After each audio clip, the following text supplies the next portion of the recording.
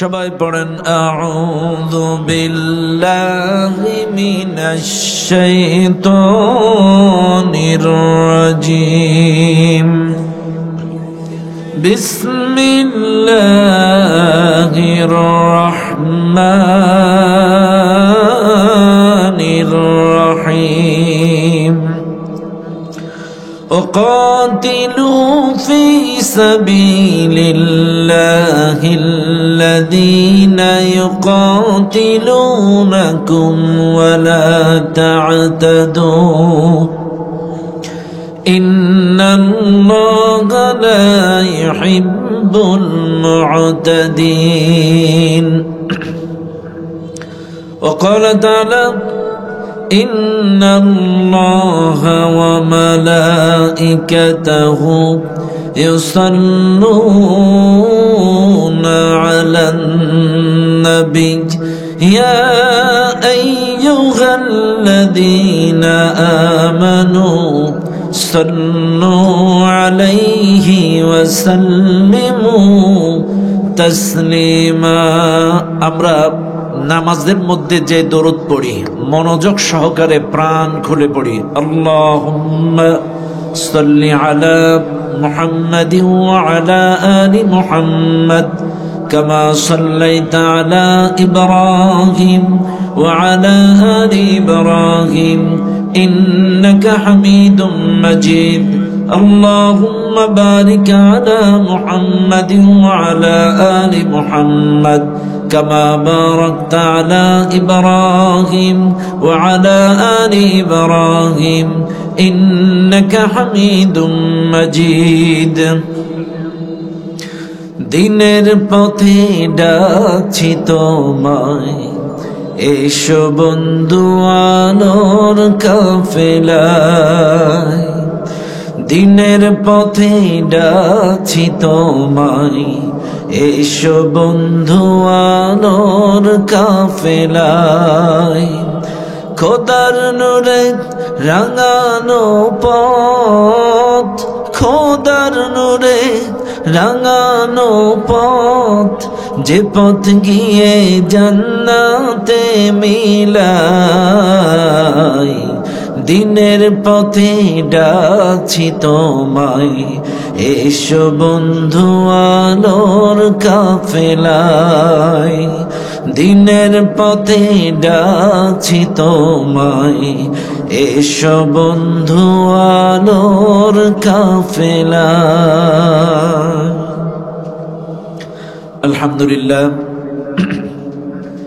সুম্মা আলহামদুলিল্লাহ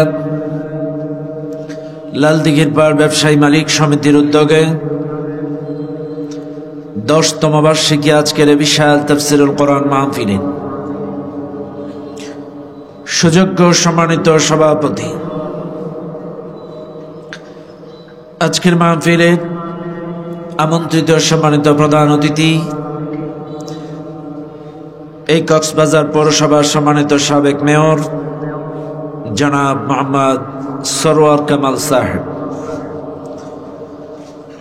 আমন্ত্রিত বিশেষ অতিথি বৃন্দ, মঞ্চে উপস্থিত এলাকার সুনামধন্য ব্যক্তিবর্গ, মালিক সমিতির নেতৃবৃন্দ, বিশেষ করে আমার আগে মনোমুগ্ধকর আলোচনা শুনিয়ে আপনাদেরকে মুগ্ধ করেছেন প্রখ্যাত আলেমে দ্বীন জনাব হযরত মাওলানা শফিউল হক জিহাদি সাহেব।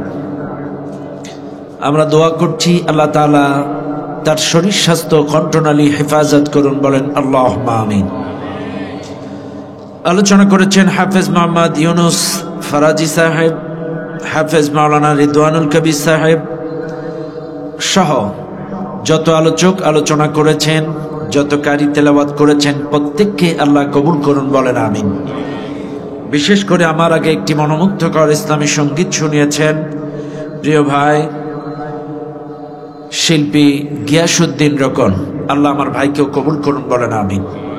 ডানে বামে সামনে উপস্থিত দূর দূরান্ত থেকে আগত দিনদার মুত্তাকিন পরেজগার ভাই ও বাবাজিরা, পদ্মার আড়ালে শ্রদ্ধা আমার সম্মানিতা মা ও বোনেরা, সকলকেই সুন্নাত তরিকা অনুযায়ী সালাম জানাই। আসসালামু আলাইকুম ওয়া রাহমাতুল্লাহি ওয়া বারাকাতুহু। সর্বপ্রথম শুকরিয়া আদায় করি সেই আল্লাহ সুবহানাহু ওয়া তাআলার দরবারে, যেই আল্লাহ তাআলা আপনাকে আমাকে অত্যন্ত দয়া করে মায়া করে এই কুরআনুল কারীমের মাহফিলে জান্নাতি বাগানে আসার এবং বসার তৌফিক দিয়েছেন, যিনি সে মহান মালিকের দরবারে প্রাণ খুলে সমস্বরে সমবেত আওয়াজে সমবেত চেষ্টায় জীবনের শ্রেষ্ঠ শুকরিয়ার ঝান্ডাটা আল্লাহ তাআলার আরশ আজিমে পৌঁছায় দেয়। চিৎকার মেরে বলুন আলহামদুলিল্লাহ। আর একটু জোরে বলুন আলহামদুলিল্লাহ। দুরূদ ও সালাম পাঠ করি সে মহান মানবতার মুক্তির দূতের জন্য, যিনি আমার আপনার সকলের কিয়ামতের কঠিন মুসিবতের সময়ের একান্ত সুপারিশকারী প্রিয় নবী নবী মুহাম্মদুর রাসূলুল্লাহ সাল্লাল্লাহু আলাইহি ওয়াসাল্লাম। মাগফিরাত কামনা করছি সেই সকল ভাইদের জন্য যারা দ্বীনের জন্য ইসলামের জন্য প্রাণ দিয়ে শহীদ হয়েছেন। আল্লাহ তাআলা তাদের সকলকেই জান্নাতুল ফিরদাউসের সর্বোচ্চ মর্যাদা দান করুন। চিৎকার মেরে বলেন আল্লাহুম্মা আমিন। সম্মানিত ভাইরা, এই মাহফিলে আপনারা আসতে পেরে খুশি না বেজার? আরো জোরে আলহামদুলিল্লাহ। কোরআনের মাহফিলে এসে খুশি হওয়াটা ভালো না খারাপ? আরো জোরে আলহামদুলিল্লাহ। সম্মানিত ভাইরা, আমি যতক্ষণ থাকব একটি শুধু অনুরোধ, আপনারা আমার সঙ্গে একটু কথার সাথে পাই টু পাই জবাব দেবেন, কথা বলবেন। কারণ কোরআনুল কারীমের মাহফিলে এসে সুবহানাল্লাহ আলহামদুলিল্লাহ ঠিকঠাক কোরআনের আয়াতগুলো তেলাওয়াতের চেষ্টা, এগুলো যদি বেশি বেশি আল্লাহ জিকির করতে পারেন, আমার আপনার দিলের ময়লাগুলো পরিষ্কার করে দিবেন কে? আরো জোরে বলেন কে? হ্যাঁ, যত বেশি আল্লাহর নাম দিবেন, যত বেশি সুবহানাল্লাহ আলহামদুলিল্লাহ, যত বেশি কোরআনের আয়াত তেলাওয়াত করবেন, আল্লাহ জিকির করবেন, তত বেশি আমার আপনার দিলে সমস্ত ময়লাগুলো সাফ করে দিবেন কে? আল্লাহ। এই জন্য কেউ কার্পণতা করবেন না। যতক্ষণ কথা বলবো আল্লাহর হস্তে আমার সাথে প্রত্যেকটা কথা পাই টু পাই জবাব দেবেন ইনশাআল্লাহ। ভূমিকায় কোনো কথা নয়, রাত অনেক বেশি, আসেন আমরা আলোচনায় চলে যাই। সবাই আমার সঙ্গে স্বতঃস্ফূর্তভাবে তেলাওয়াত করেন। আউযু বিল্লাহি মিনাশ শাইতানির রাজীম। বিসমিল্লাহির রহমানির রহিম। وقاتلوا في سبيل الله الذين يقاتلونكم ولا تعتدوا إن الله لا يحب المعتدين صدق الله العظيم। সূরাটির নাম সূরাতুল বাকারা। সূরাটা নাজিল হয়েছে মদিনায়। সূরাটির মোট আয়াত সংখ্যা 286, রুকু সংখ্যা 40। এই সূরাটার 190 নম্বর আয়াত আমি আপনাদের সামনে তেলাওয়াত করেছি। এই সূরাটা কোরআনুল কারীমের দ্বিতীয় নম্বর সূরা, সর্ববৃহত্তম একটি সূরা। একটি পারায় 20টা 30টা। আর এই সূরাতুল বাকারাটা 48টা 30টায় একটি সূরা, সর্ববৃহত্তম একটি সূরা। নবী বলেন, কোন মানুষ যদি এই সূরাতুল বাকারা তার বাড়িতে তেলাওয়াত করে 3 দিন পর্যন্ত ওই বাড়িতে শয়তান প্রবেশ করতে পারে না। নবীজি আরো বলেন, সূরাতুল বাকারার প্রথম 4 আয়াত, আয়াতুল কুরসি, আয়াতুল কুরসির পরের 2 আয়াত, সূরাতুল বাকারার শেষ 3 আয়াত, একত্রিত করে এই 10টি আয়াত যদি কোনো মানুষ তার বাড়িতে তেলাওয়াত করে, ওই দিন ওই রাতে ওই বাড়ির কোনো একটা সদস্যকে শয়তান কোনো ক্ষতি করতে পারে না। এটা জোরে বলবেন না? এটা আমাদের মুখস্থ আছে না ভাই? সূরাতুল বাকারার প্রথম 4, আয়াতুল কুরসি, আয়াতুল কুরসির পরের 2 আয়াত, সূরাতুল বাকারার শেষ 3 আয়াত, একত্রিত করে এই 10টি আয়াত যদি কোনো মানুষ তার বাড়ির মধ্যে তেলাওয়াত করে, ওই দিন ওই রাতে শয়তান ওই বাড়ির কোনো একটা সদস্যকে কোনো ক্ষতি করতে পারে না। আলহামদুলিল্লাহ। কাজী আল্লাহ পাক আমাদেরকে সূরাতুল বাকারার আমল বেশি বেশি করার তৌফিক দান করুন, বলেন আমিন। আল্লাহ তাআলা বলেন, ওয়াকাতিলু ফি সাবিলিল্লাহ, তোমরা আল্লাহর রাস্তায় লড়াই করো, দিন কায়েমের জন্য লড়াই করো। ভালো করে বুঝবেন, আমার আজকে আলোচনা দিন প্রতিষ্ঠার গুরুত্ব, খেয়াল করবেন। কিন্তু আল্লাহ পাক আমাদেরকে আয়াতের মধ্যে বলছেন, ওয়াকাতিলু ফি সাবিলিল্লাহ, তোমরা আল্লাহর রাস্তায় লড়াই করো। এখন এই মাহফিলে যারা আপনারা আছেন, আমি আবারও বলছি, এখানে বিএনপি, জামাত, জাতীয় পার্টি, 7 দল, 14 দল, তাবলীগ, চরমনায়, ফুরফুরা, বিভিন্ন দলের মতের পথে তরিকার সিলসিলার মানুষ থাকতে পারেন, এটা আপনার ব্যক্তিগত ব্যাপার। কিন্তু এই মুহূর্তে আমাদের সকলের পরিচয় আমরা আল্লাহর গোলাম। আবারও বলছি, এখানে কিন্তু আমাদের কোনো দলীয় পরিচয় নাই, এখানে আমাদের একটাই পরিচয়, আল্লাহর গোলাম, আল্লাহর কোরআন শোনার জন্য বসেছি। মনে থাকবেন ইনশাআল্লাহ। ব্যাস, কেউ কারোর পক্ষ বিপক্ষে টানাটানি করবেন না। আল্লাহর কোরআনটা কি নির্দিষ্ট কোনো দলের? শুধু জামাত ইসলামের? শুধু তাবলীগ জামাতের? শুধু বিএনপি? শুধু জাতীয় পার্টি? শুধু সরমনার? এই কোরআনটা কার? এই কোরআনটা আল্লাহ নাজিল করেছেন কিন্তু গোটা পৃথিবীর মানুষের জন্য হেদায়াত, হুদাল লিন্নাস। এটা গোটা পৃথিবীর মানুষের জন্য হেদায়াত, হাদা বায়ানুল লিন্নাস, এটা গোটা পৃথিবীর মানুষের জন্য উপদেশ, দিক ও নির্দেশনা, গাইডলাইন, মুক্তির সনদ। কাজী এটা কিন্তু সবার জন্য মুক্তির সনদ, এটা নির্দিষ্ট কোনো দলের জন্য নয়, নির্দিষ্ট একটা গোষ্ঠীর জন্য নয়। একটু লক্ষ্য করেন, আল্লাহ পাক বলছেন তোমরা আল্লাহর রাস্তায় লড়াই করো। এখন আসেন, কেন লড়বেন আর আল্লাহর রাস্তাটা কই? এই দেশের মানুষ কিন্তু চট্টগ্রামের রাস্তা চেনে, এদেশের মানুষ টেকনাফের রাস্তা চেনে, কক্সবাজারের মানুষ সেন্ট মার্টিনের রাস্তা চেনে। কিন্তু কক্সবাজারের মানুষ, একটু ভালো করে খেয়াল করবেন, জান্নাতের রাস্তা কি আমাদের জানা আছে? আল্লাহর রাস্তা কি আমাদের জানা আছে? আল্লাহর রাস্তাটা কি? আল্লাহ বলছেন, ওয়াকাতিলু ফি সাবিলিল্লাহ, তোমরা আল্লাহর রাস্তায় লড়াই করো।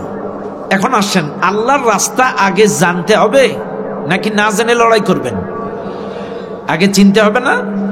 চিনে শুনে লড়াই করতে হবে।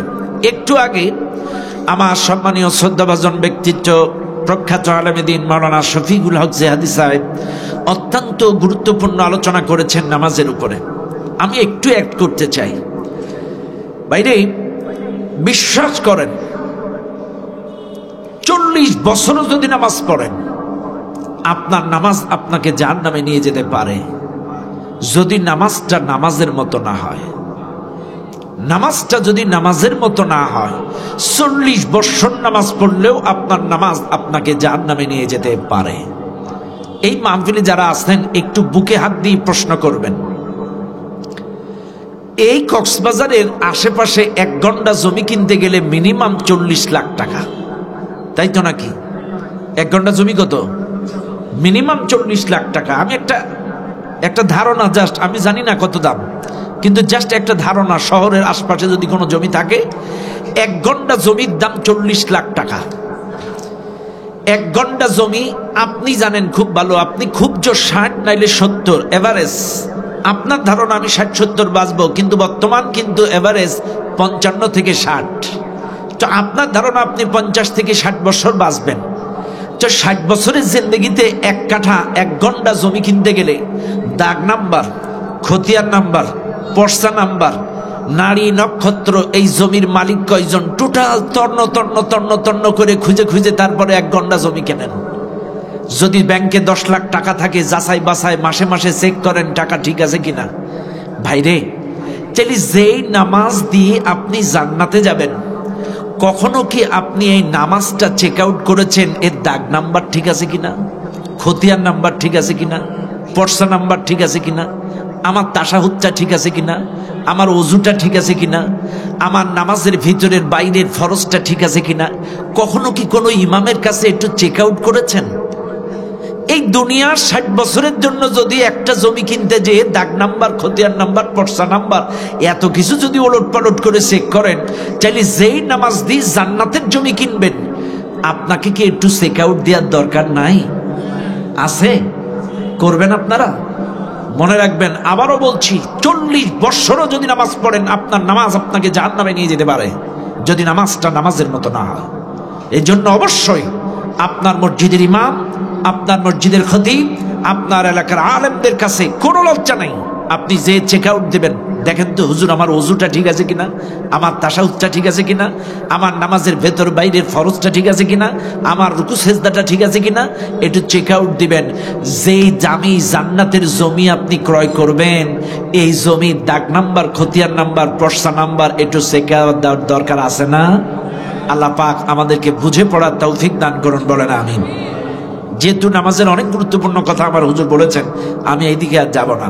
লক্ষ্য করেন, তাহলে আসুন আল্লাহর রাস্তা কোনটা খেয়াল করবেন। আল্লাহ পাক আদম আলাইহিস সালামকে এবং বিবি হাওয়াকে জান্নাতের মধ্যে রাখলেন। আদম, হাওয়া, তোমরা জান্নাতে থাকো, খাও দাও, ঘোরো ফেরো, কিন্তু খবরদার ওই গাছে গাছে যাবা না। কে বললেন? কে বললেন?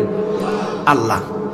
কিন্তু আদম আলাইহিস সালাম ধোকায় পড়ে বোকা হয়ে ভুল ক্রমে যখন ওই গাছের কাছে গেলেন, আল্লাহ পাক আদম আলাইহিস সালামকে বলে দিলেন, উল্লাহবিতু মিনহা জামিআ, আদম তোমরা জান্নাত থেকে নেমে যাও।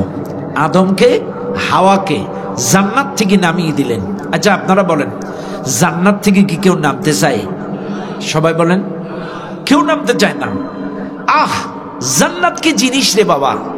ইন্না আসহাবাল জান্নাতিল ইয়াউমা ফি শুগুলিন ফাকিহুন, জান্নাতে যারা যাবে আনন্দে মশগুল হয়ে থাকবে। জান্নাতে যা চাইবে তাই হবে, যা ইচ্ছে পোষণ করবে তাই। ইস, একবার চিন্তা করেন, আপনি যা চাইবেন তাই। আজকে এই মাহফিলে যত যুবক আছেন আপনাদেরকে বলছি, এই দুনিয়ার মেকআপ সুন্দরীর পেছনে ঘুরে ঘুরঘুর করে সময় নষ্ট করেন।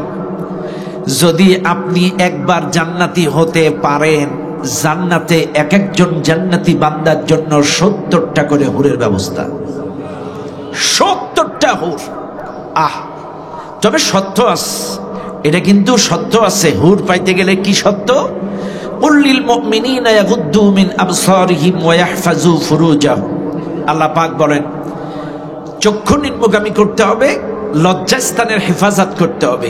এই চোখ দিয়ে বেগানা নারী দেখা যাবে না, অশ্লীল নারী দেখা যাবে না, পরনারী দেখা যাবে না, ভাবির দিকে তাকানো যাবে না, বান্ধবীর দিকে তাকানো যাবে না, শালীর দিকে তাকানো যাবে না।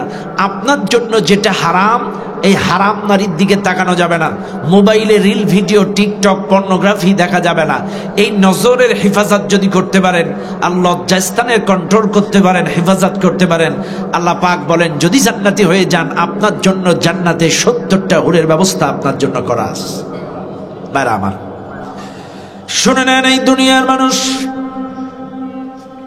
আল্লাহ পাক আদম আলাইহিস সালামকে বললেন, আদম জান্নাতের মধ্যে থাকো, খাও দাও, ঘোরো ফেরো, কিন্তু খবরদার ওই গাছের কাছে যাবা না। আল্লাহ পাক যখন আদমকে বলে দিলেন, হযরত আদম আলাইহিস সালাম ভুল ক্রমে যখন গাছের কাছে গেলেন, আল্লাহ পাক আদম আলাইহিস সালামকে হাওয়াকে বলে দিলেন, কুল্লাহবিতু মিনহা জামিআ, আদম তোমরা জান্নাত থেকে নেমে যাও। আদমকে হাওয়াকে জান্নাত থেকে নামিয়ে দিলেন। জান্নাত থেকে নামিয়ে দেওয়ার পরে জান্নাতের দরজার বাইরে এসে আদম আলাইহিস সালাম, বিবি হাওয়া এত বেশি কান্নাকাটি, আকুতি মিনতি, অনুতপ্ত, অনুশোচিত হলেন। এত বেশি কান্নাকাটি করলেন, আকুতি মিনতি, অনুতপ্ত হলেন। আল্লাহ পাক আদম আলাইহিস সালামের কান্নাকাটি দেখে, আদম আলাইহিস সালামের চোখের পানি দেখে, তার কান্নাকাটি দেখে আল্লাহ পাক আদমকে ডাক দিয়ে বললেন, আদম যেই জান্নাত থেকে তোমাদেরকে নামিয়ে দিলাম, এই জান্নাতে যদি পুনরায় আবার ফিরে আসতে চাও, এই জান্নাতে যদি পুনরায় আবার ঢুকতে চাও, সত্য একটা। কি শর্ত? আল্লাহ পাক বললেন, ফাইম্মা ইয়াতিয়ান্নাকুম মিন্নি হুদায়া, আমার পক্ষ থেকে একটি হেদায়াত যাবে, আমার পক্ষ থেকে একটি গাইডলাইন যাবে, আমার পক্ষ থেকে একটি মুক্তি সনদ যাবে, আমার পক্ষ থেকে একটি রাস্তা যাবে, আমার পক্ষ থেকে একটি পথ যাবে, আমার পক্ষ থেকে একটি দিক ও নির্দেশনা, একটি সেতু বন্ধন যাবে। এই দিক নির্দেশনা, এই রাস্তা, এই পথ, এই গাইডলাইন অনুযায়ী যদি ব্যক্তি জীবন, পারিবারিক জীবন, সামাজিক জীবন, গোটা জিন্দেগি পরিচালনা করতে পারো, আমি আমি আল্লাহ কথা দিচ্ছি, শুধু আদম হাওয়া না, তোমাদের মাধ্যমে এই পৃথিবীতে যত সন্তান আসবে সকলকে সহ পুনরায় আমি আল্লাহ আবার জান্নাতে ফিরাইয়া নেব। একটু জোরে কন্যা সুবহানাল্লাহ, আরো জোরে বলেন সুবহানাল্লাহ। তাহলে খেয়াল করেন, কিন্তু আদম আলাইহিস সালামকে জান্নাত থেকে নামিয়ে দেওয়ার পরে শর্ত একটা, আমার এই জান্নাতে যদি তোমরা পুনরায় ফিরে আসতে চাও, আমার এই রাস্তায় চলা লাগবে।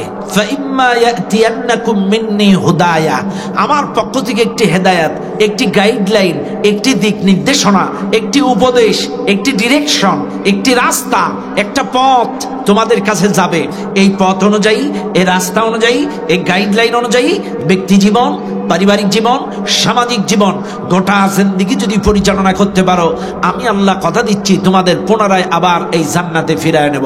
চাইলে আমি এই ছোট্ট ঘটনা থেকে আপনাদেরকে স্পষ্ট করে দিলাম, আল্লাহর রাস্তা, কোরআনের রাস্তা। জোরে কোন কিসের রাস্তা?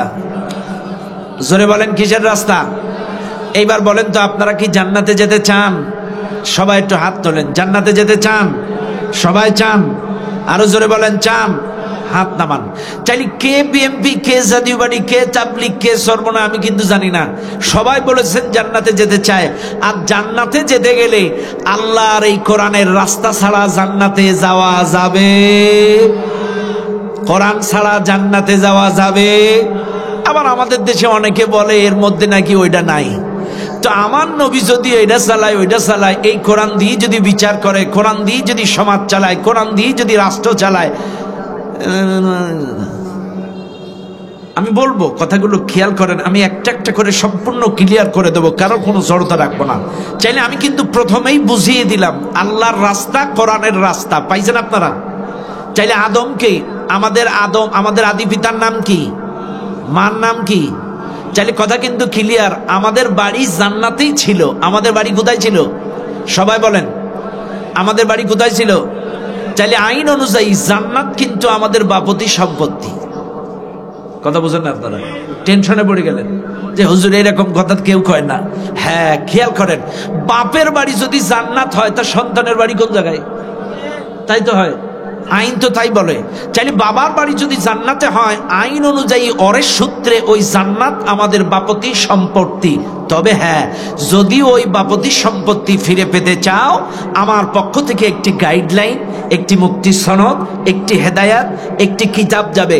এই কিতাব অনুযায়ী ব্যক্তি জীবন, পারিবারিক জীবন, সামাজিক জীবন, রাজনৈতিক জীবন, গোটা জিন্দেগি যদি পরিচালনা করতে পারো, আমি আল্লাহ কথা দিচ্ছি আবার এই সম্পত্তি তোমাদেরকে ফিরাইয়া দেব। কথা কিন্তু ক্লিয়ার। চাইলে বাপতি সম্পদ ফিরে পেতে গেলে আমাদেরকে কোরআন অনুযায়ী এই আল্লাহর রাস্তায়, কোরআনের রাস্তায় চলতে হবে, তাতে কোনো সন্দেহ নাই।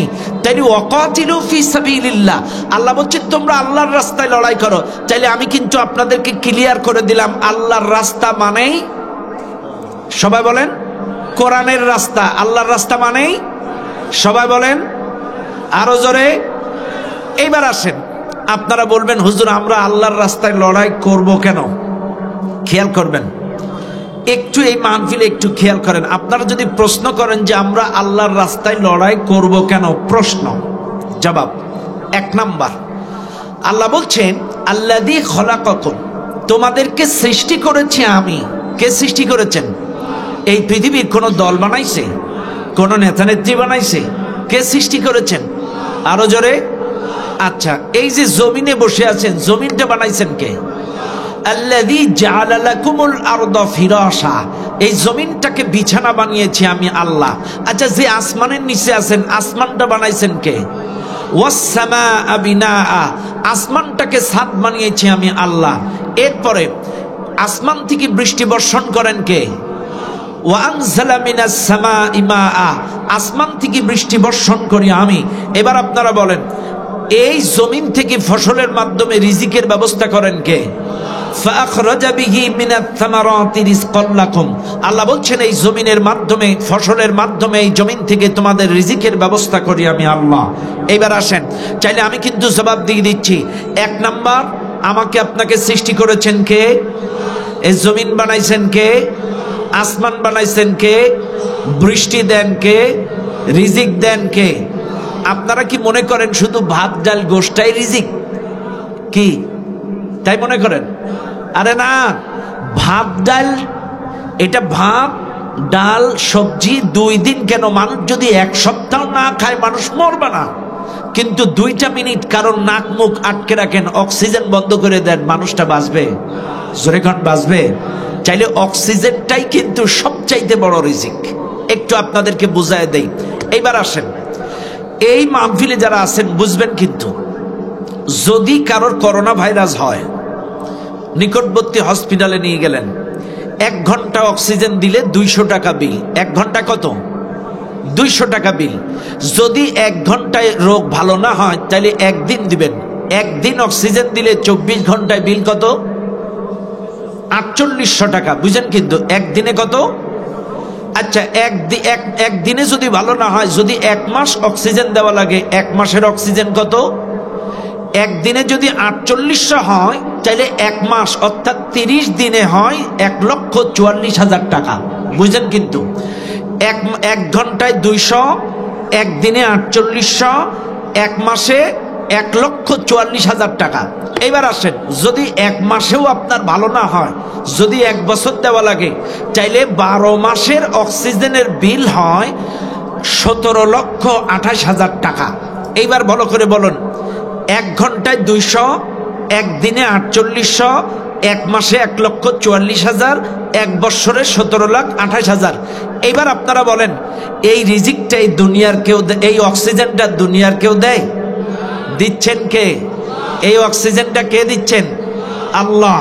ও ভাই, হসপিটাল থেকে রোগী মৃত বাইর করলেও টাকা পরিশোধ করা লাগে, জীবিত বাইর করলেও বিল পরিশোধ করা লাগে, কিন্তু আপনাদের যে 60-70 বছর বয়স, ও বাবাজি আপনার বয়স কত? 60। চাইলে 1 বছরে যদি 17,28,000 টাকা হয়, তাহলে আমার বাবাজি 60 বছরে কত টাকার অক্সিজেন খাইছে? কথা বুঝেন না আপনারা? কথা কি বুঝেন? খেয়াল করেন কিন্তু 1 বছরে যদি 17,28,000 টাকার অক্সিজেন হয়, তাহলে এই বাবাজি 60 বছরে কত টাকার অক্সিজেন খাইছে? ও ভাই, তাহলে 60 বছরে এত টাকার অক্সিজেন দিল আল্লাহ। এত কিছুর পরেও কি আপনি দিন কায়েমের রাস্তায় চলবেন না? কেন চলবেন না দিনের পথে? কেন আল্লাহর রাস্তায় লড়াই করবেন না? এই জমিন আল্লাহর, আসমান আল্লাহর, আপনাকে সৃষ্টি করলো আল্লাহ, রিজিক দিল আল্লাহ, অক্সিজেন দিল আল্লাহ।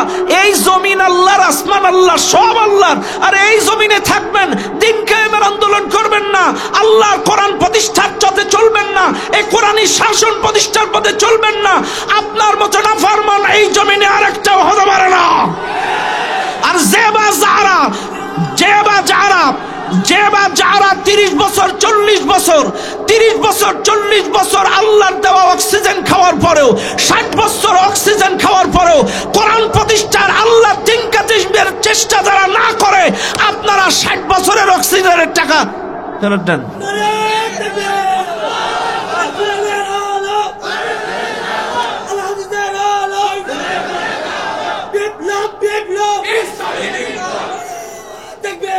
কথা বলেন ঠিক না বেঠে? এ ভাই, 40 বছর কেউ অক্সিজেন খাইছেন, 30 বছর কেউ অক্সিজেন খাইছেন, 60 বছর কেউ অক্সিজেন খাইছেন। আরে ভাই, এটা তো অক্সিজেনের হিসাব বললাম। আমি যদি পাট হিসাব করে দেই, আপনাদের বৈজ্ঞানিকরা গবেষণা করে বের করেছে, এক একজনের মানুষের দেহের মধ্যে চোখ, কান, নাক, heart, kidney, lunch, bulb, total অঙ্গ প্রত্যঙ্গের দাম বর্তমান বাজার মূল্য অনুযায়ী 3.5 কোটি টাকা। একজনের অঙ্গ প্রত্যঙ্গ পাঁচপাতির মূল্য 3.5 কোটি টাকা। চাইলে আপনার 3.5, আপনার স্ত্রী 3.5, হলো কত? 7 কোটি। সুখী পরিবার, 1 ছেলে 1 মেয়ে, 7 কোটি। 7 দুনো 14 কোটি। 4 জন সদস্যর 14 কোটি টাকার অঙ্গ প্রত্যঙ্গ যদি চট্টগ্রাম মেডিকেল থেকে কিনে লাগাতে হতো, কয় বছরে লাগাতেন?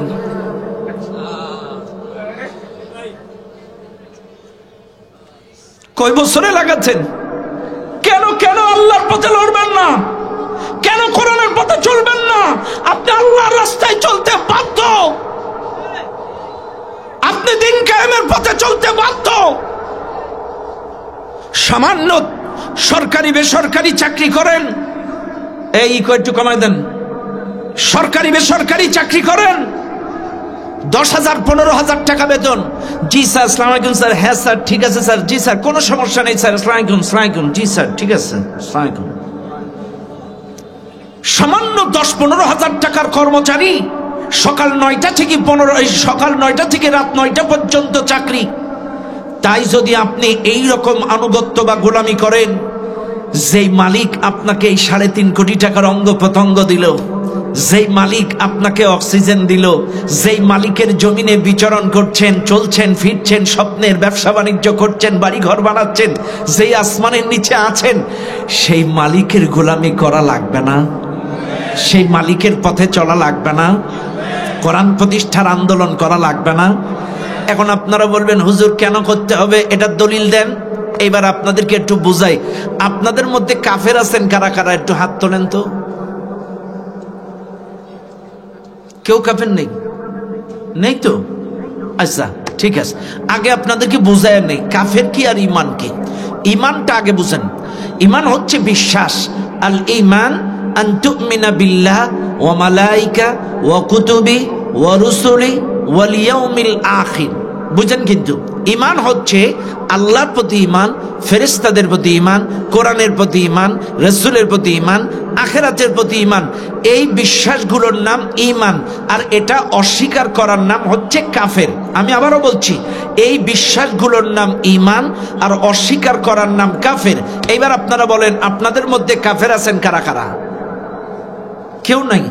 আচ্ছা, ঠিক আছে। এইবার বলেন, ইমানদার আছেন কারা কারা? হাত তুলেছেন? আলহামদুলিল্লাহ, হাত নামান। এইবার আপনারা খেয়াল করেন, তাইলে আপনারা কিন্তু বলেছেন আমরা ইমানদার। আপনি যে দলের হতে পারেন, আপনার ব্যক্তিগত ব্যাপার। ইমান যদি থাকে, আল্লাযীনা আমানু ইউকাতিলুনা ফি সাবিলিল্লাহ। আল্লাহ পাক বলছেন, যারা ইমানদার তারা আল্লাহর রাস্তায় এই দ্বীন কায়েমের জন্য লড়াই করবে। এটা আপনার জন্য নফল নয়, এটা আপনার জন্য সুন্নাত নয়, এটা প্রত্যেকটা ইমানদারের জন্য ফরজ। প্রত্যেকটা ইমানদারের জন্য ফরজ, প্রত্যেকটা ইমানদারের জন্য ফরজ। শুনে নেন কক্সবাজারের মানুষ, আপনারা কিন্তু বলেছেন আপনারা ইমানদার। আরে আপনি বিএনপি হতে পারেন, জাতীয় পার্টি হতে পারেন, তাবলীগ হতে পারেন, চরমনায় হতে পারেন। ইমান যদি আপনার মধ্যে থাকে, আল্লাযীনা আমানু ইউকাতিলুনা ফি সাবিলিল্লাহ, এই দ্বীন কায়েমের আন্দোলন আপনার জন্য ফরজ, আপনার জন্য ফরজ, আপনার জন্য ফরজ। আর যদি তা না করেন, ওয়াল্লাযীনা কাফারু ইউকাতিলুনা ফি সাবিলিত তাগুত, যারা কাফের তারা তাগুতের রাস্তায় লড়াই করে। এইবার আসেন, তাগুত কি? আল্লাহর রাস্তা হলো কোরআনের রাস্তা, আল্লাহর রাস্তা কোরআনী সমাজ প্রতিষ্ঠার রাস্তা, আর তাগুতের রাস্তা হচ্ছে মানুষের তৈরি করা মতবাদের রাস্তা।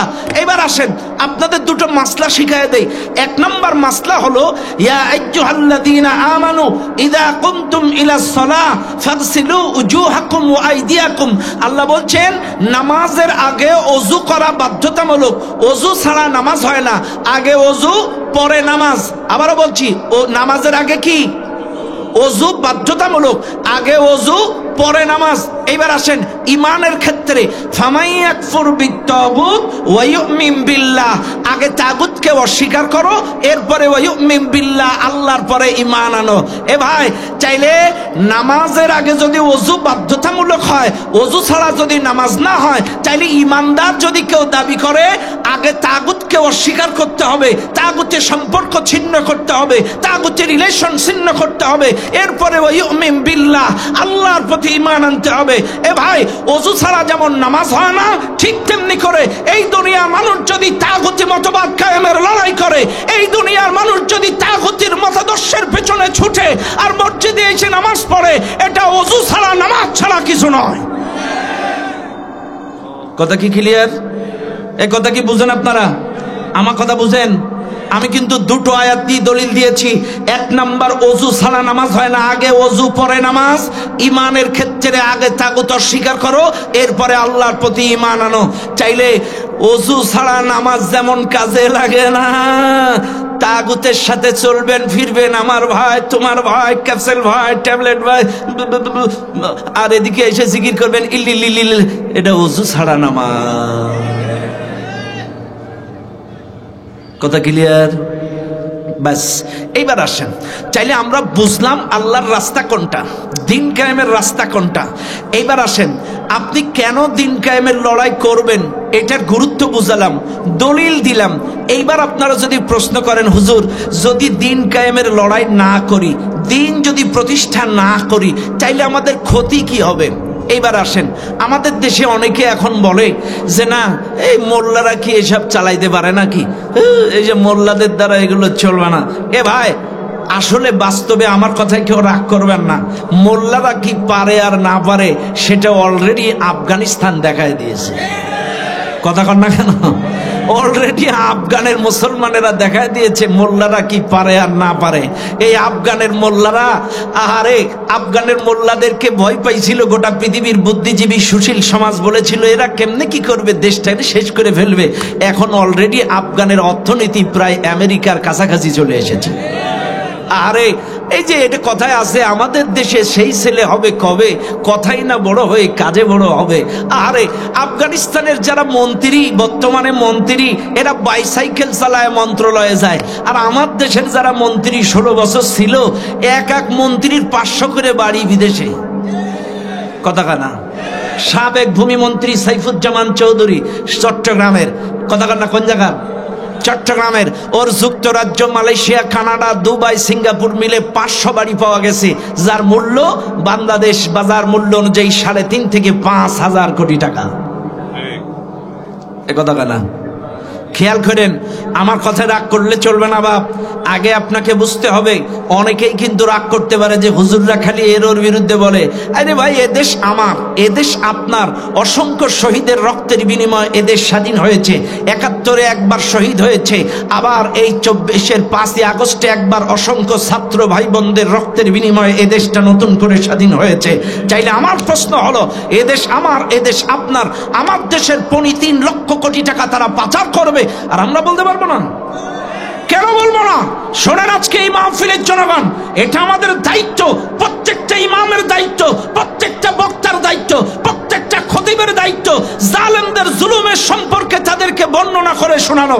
এ ভাই, এই কোরআনুল কারীমের মধ্যে একটা সূরা আছে, সূরাটির নাম লাহাব, তাব্বাত ইয়াদা আবি লাহাবিউ। এটা মুখস্থ আছে আপনাদের? এই সূরা লাহাব, আবু লাহাব মারা গেছে তো সেই 1450 বছর আগে। চাইলে আবু লাহাবের ঘটনা যদি এই 1400 বছর ধরে বাংলাদেশে যদি তাফসির হতে পারে, ফিরাউন মারা গেছে আরো কত আগে। চাইলে এই কোরআনে ফিরাউন, কাদাবি আলী ফিরাউন, ওয়াকালা ফিরাউন, মুসা ফিরাউন, কারুন ফিরাউন, তাইলে সেই ফিরাউনের কাহিনী যদি 1400 বছর ধরে বাংলাদেশে চলতে পারে, আবু জেহেলের কাহিনী যদি 1400 বছর ধরে বাংলাদেশে চলতে পারে, আবু লাহাবের কাহিনী যদি 1400 বছর ধরে চলতে পারে, নমরুদের কাহিনী যদি 1400 বছর ধরে চলতে পারে, চাইলে এই জালেমেরা 16 বছর যতটা জুলুম করেছে, কেবল তো 5 মাস, কিয়ামত পর্যন্ত এই জালেমদের ওয়াজ হবে বাংলাদেশে। কথা বলেন ঠিক না বেটা? আর যদি মনে করেন না এগুলো চলবে না, তাইলে সূরা আবু লাহাব কেটে দেন। আল্লাহ সূরা আবু লাহাব কেন দিছে? আবু লাহাব আমার নবীর উপরে কেমনে জুলুম করেছিল, আবু লাহাবের স্ত্রী আমার নবীকে কেমনে মারা ষড়যন্ত্র করেছিল, আবু লাহাব কেমনে আমার নবীকে পাথর মেরে রক্ত ফাটিয়ে দিয়েছিল, এই কাহিনীগুলো আল্লাহ তুলে দিয়ে কিয়ামত পর্যন্ত এই জাতির মানুষদেরকে শোনাইতে বলেছে, এরা যেন আবু লাহাবের ওই কর্মকাণ্ড আর জুলুম ভুলে না যায়। কেন ফিরাউনের কাহিনী আল্লাহ তুলে দিল? কারণ ফিরাউন আমার নবী মূসাকে কেমনে কষ্ট দিছে, কেমনে নির্যাতন করেছে, এই কাহিনী জাতির মানুষ যেন ভুলে না যায়। এদেরকে বেশি বেশি করে শোনাও, আবু জাহেলের কাহিনী শোনাও, এরা যেন ভুলে না যায়। চাইলে আবু জাহেল, আবু লাহাব, নমরুদের কাহিনী যদি চলতে পারে, চাইলে এই দেশে এই জালেমেরা যতটা জুলুম করেছে, এই কাহিনীও বাংলাদেশের মাহফিলগুলোতে প্রচার করা লাগবে। কেন চলবে না? আরে আবু জেহেল তো আমার নবীকে শিয়াবে আবি তালিবের পাহাড়িয়া জেলখানায় রাখছিল মাত্র 3 বছর, কিন্তু এই জালেমেরা আমাদের কোরআনের পাখি শহীদ আল্লামা দেলোয়ার হোসেন সাঈদী রাহিমাহুল্লাহকে জেলখানায় বন্দী রেখেছে 13টা বছর। 13টা বছর কোরআনের পাখিকে বন্দী করে রেখেছে। আমির হামজাকে বন্দী করেছে, মুফতি মামুনুল হককে বন্দী করেছে, মুফতি জুনায়েদ বাবুনগরী রাহমাতুল্লাহ আলাইহিকে বন্দী করেছে, রফিকুল ইসলাম মাদানীকে বন্দী করেছে, মুফতি হারুন ইসারকে বন্দী করেছে, মাহমুদুল্লাহ গুনবীকে বন্ধ করেছে। অসংখ্য বড় বড় আলেম ওলামাদেরকে এই বাংলাদেশে জুলুম নির্যাতনের স্টিম রোলার চালিয়েছে। আমি সাতক্ষীরার মাজলুম জনপদের মানুষ। আমার এলাকার ইসলামী আন্দোলনের ভাইদের বাড়িগুলো বুলডোজার দিয়ে ভেঙেছে। আমার এলাকার মানুষ ইসলামী আন্দোলনের একজন ইউনিয়নের চেয়ারম্যান ধরে এনে দিনে দুপুর বেলায় ক্রস ফায়ার দিয়ে মেরেছে। কোরআনের পাখিকে যেদিন ফাঁসির রায় দেয় সেদিন আমরা 10 থেকে 15,000 মানুষ একটা শান্তিপূর্ণ প্রতিবাদ সমাবেশ নিয়ে শহরের দিকে যাচ্ছিলাম। কোনো ভাঙচুর বিশৃঙ্খলা নয়, একটা শান্তিপূর্ণ প্রতিবাদ সমাবেশ। সেই প্রতিবাদ সমাবেশে পাখির মতো গুলি করে আমাদেরকে মেরেছিল। সেই দিন আমিও মিছিলের মধ্যে, আল্লাহর ইচ্ছা আমার লাগে নাই, কিন্তু আমার পাশের এক ভাইয়ের গুলি লেগে নাড়ি বেরিয়ে গেছে। এক হাত দিয়ে নাড়ি হাতে, আর এক হাত দিয়ে আমার কাছে বলে আমাকে একটু কালেমা পড়ায় দেন। আমরা কেমনে ভুলে যাব? আমার বাড়ির পাশে 17 সালে এক হুজুর যে ওয়াজ করতে যে সাইদি সাহেবের নামে দোয়া করছে, স্টেজ থেকে মারতে মারতে জেলখানায় নিয়ে গেছে।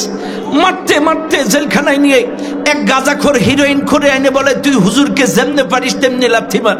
বলছে, না আমি গুনাহ করি, গাঁজা খাই, হিরোইন খাই, কিন্তু আমি হুজুরের গায়ে হাত তুলে গুনাহগার হব না। কিন্তু এই ওসি বলছে, তুই যদি না মারস তোরে মারবো। এখন ওই ওসি হুজুরে মারে, এখন এই জালেম ওসি এই গাঁজাখোরকে মারে। একটা পর্যায়ে গাঁজাখোর যেমনে পারে তেমনি আলেমকে, একজন বক্তাকে যেমনে পারে তেমনি লাথি মারছে। এই গাঁজাখোর দিয়ে মারাইছে এই আলেমদেরকে। এই জুলুম আমরা কেমনে ভুলে যাব? 2016 সালে নাটোরে কথা বলতে গিয়ে আমি ন্যায় বিচারের উপরে তাফসীর করছিলাম কোরআনের আয়াত দিয়ে, ইয়া আইয়ুহাল্লাযীনা আমানু কুনু কাওয়ামিনা লিল্লাহি শুহাদা বিল কিসত। এই আয়াতের তাফসীর সূরা মায়েদার আয়াত। তাফসীর করতে যে আমাকে ন্যায় বিচারের কথা বলতে গিয়ে স্টেজ থেকে মারতে মারতে রক্তাক্ত করে আমাকে বন্দী করেছে। আমরা কেমনে ভুলে যাব সে জুলুম? কাজে মনে রাখবেন, কোরআনে যদি আবু লাহাবের কাহিনী থাকতে পারে, কোরআনে যদি আবু জেহেলের কাহিনী থাকতে পারে, কোরআনে যদি ফিরআউনের কাহিনী থাকতে পারে, তাইলে আমরা ওয়াজের মাধ্যমে এই জালেমদের কথাও এই তাফসীরের মধ্যে ব্যাখ্যা করে ওদের সাথে মিলায়ে দেব। কথা কোন ঠিক না?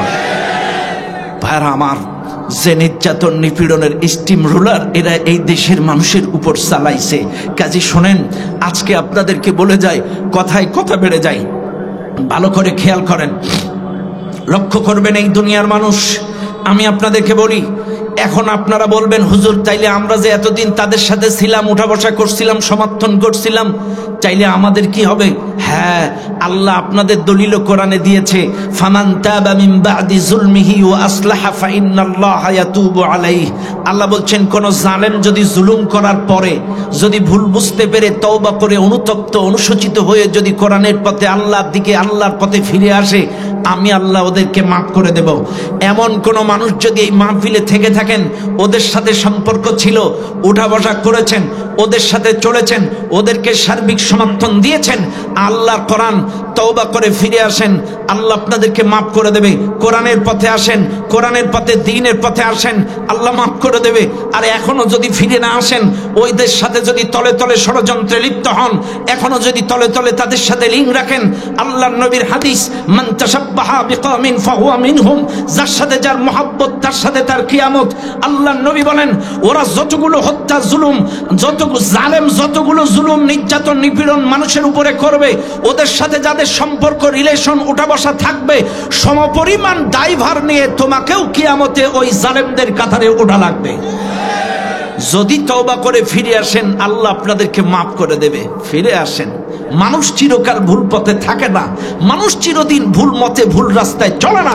কাজে স্পষ্ট করে কক্সবাজারের মানুষদেরকে বলে যেতে চায়, এই জালেমরা 16টা বছর ইসলামের বিরুদ্ধে অবস্থান নিয়ে, 16টা বছর কোরআনী আন্দোলনের বিরুদ্ধে অবস্থান নিয়ে, দ্বীনি আন্দোলনকে স্তব্ধ করার বিরুদ্ধে অবস্থান নিয়ে, 16টা বছর ইসলামী আন্দোলনের বিরুদ্ধে অবস্থান নিয়ে এদেশের জনগণ যেমন ওই জালেমদেরকে ডাস্টবিনে নিক্ষেপ করেছে, আগামীতে যে বা যারা এই দেশের রাষ্ট্রনায়ক হতে চান আপত্তি নাই, কিন্তু আগামীতে যদি ইসলাম বা কোরআন, কোরআনী আন্দোলনের বিরুদ্ধে কোনো পদক্ষেপ থাকে, এই দেশের জনগণ আপনাদেরকে ডাস্টবিনে নিক্ষেপ করবে।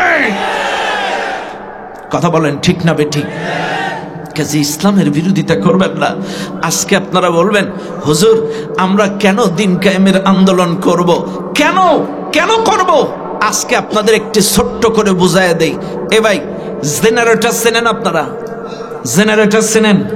আপনারা বলেন তো জেনারেটরের ট্যাঙ্কি কয়টা? হ্যাঁ, দুইটা ট্যাঙ্কি। জেনারেটরের ট্যাঙ্কি দুইটা। খেয়াল করেন ভালো করে, একটা তেল একটা পানি। খেয়াল করবেন ভালো করে, জেনারেটরের দুইটা ট্যাঙ্কি, একটা তেল একটা পানি। হ্যাঁ, এই জেনারেটর যিনি বানাইছেন উনি কিন্তু বলে দিয়েছেন এই পানির ট্যাঙ্কিতে পানি দিলে ইঞ্জিনটা ঠান্ডা থাকে, তেলের ট্যাঙ্কিতে তেল দিলে ইঞ্জিনটা চলে। এটা জেনারেটরের ইঞ্জিনিয়ার একটা গাইড বুক দিয়ে সুন্দর করে আপনাকে বুঝিয়ে দিয়েছে। এখন আপনারা চিন্তা করছেন না আমরা কক্সবাজারের মানুষ, আমরা জেনারেটরের ইঞ্জিনিয়ারের স্টাইলে চালাবো না, আমরা তেলের ট্যাঙ্কিতে পানি, পানির ট্যাঙ্কিতে তেল। চলবে না? কেন চলবে না? হ্যাঁ, ইঞ্জিন যে বানাইছে সেই কিন্তু বলে দিয়েছে তেলের ট্যাঙ্কিতে তেল, পানির ট্যাঙ্কিতে পানি দিলেই চলবে। উল্টা পাল্টা করলে চলবে না, গড়গড় গড়গড় করবে, গের গের গের করবে, বাস্ট হয়ে যাবে, চলবে না।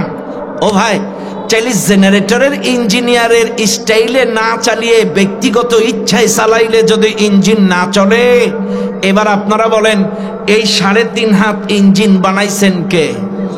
আরো জোরে কোন কে? এই জমিন বানাইছেন কে? আসমান বানাইছেন কে? এখন এই ইঞ্জিন ভালোভাবে চলবে কে জানেন? আল্লাহ ভালো জানেন। আল্লাহই বলছেন এই জন্য আলা লাহুল খালকু ওয়াল আমর ইনিল হুকমু ইল্লা লিল্লাহ। আল্লাহই বলছে ইঞ্জিন বানিয়েছি আমি।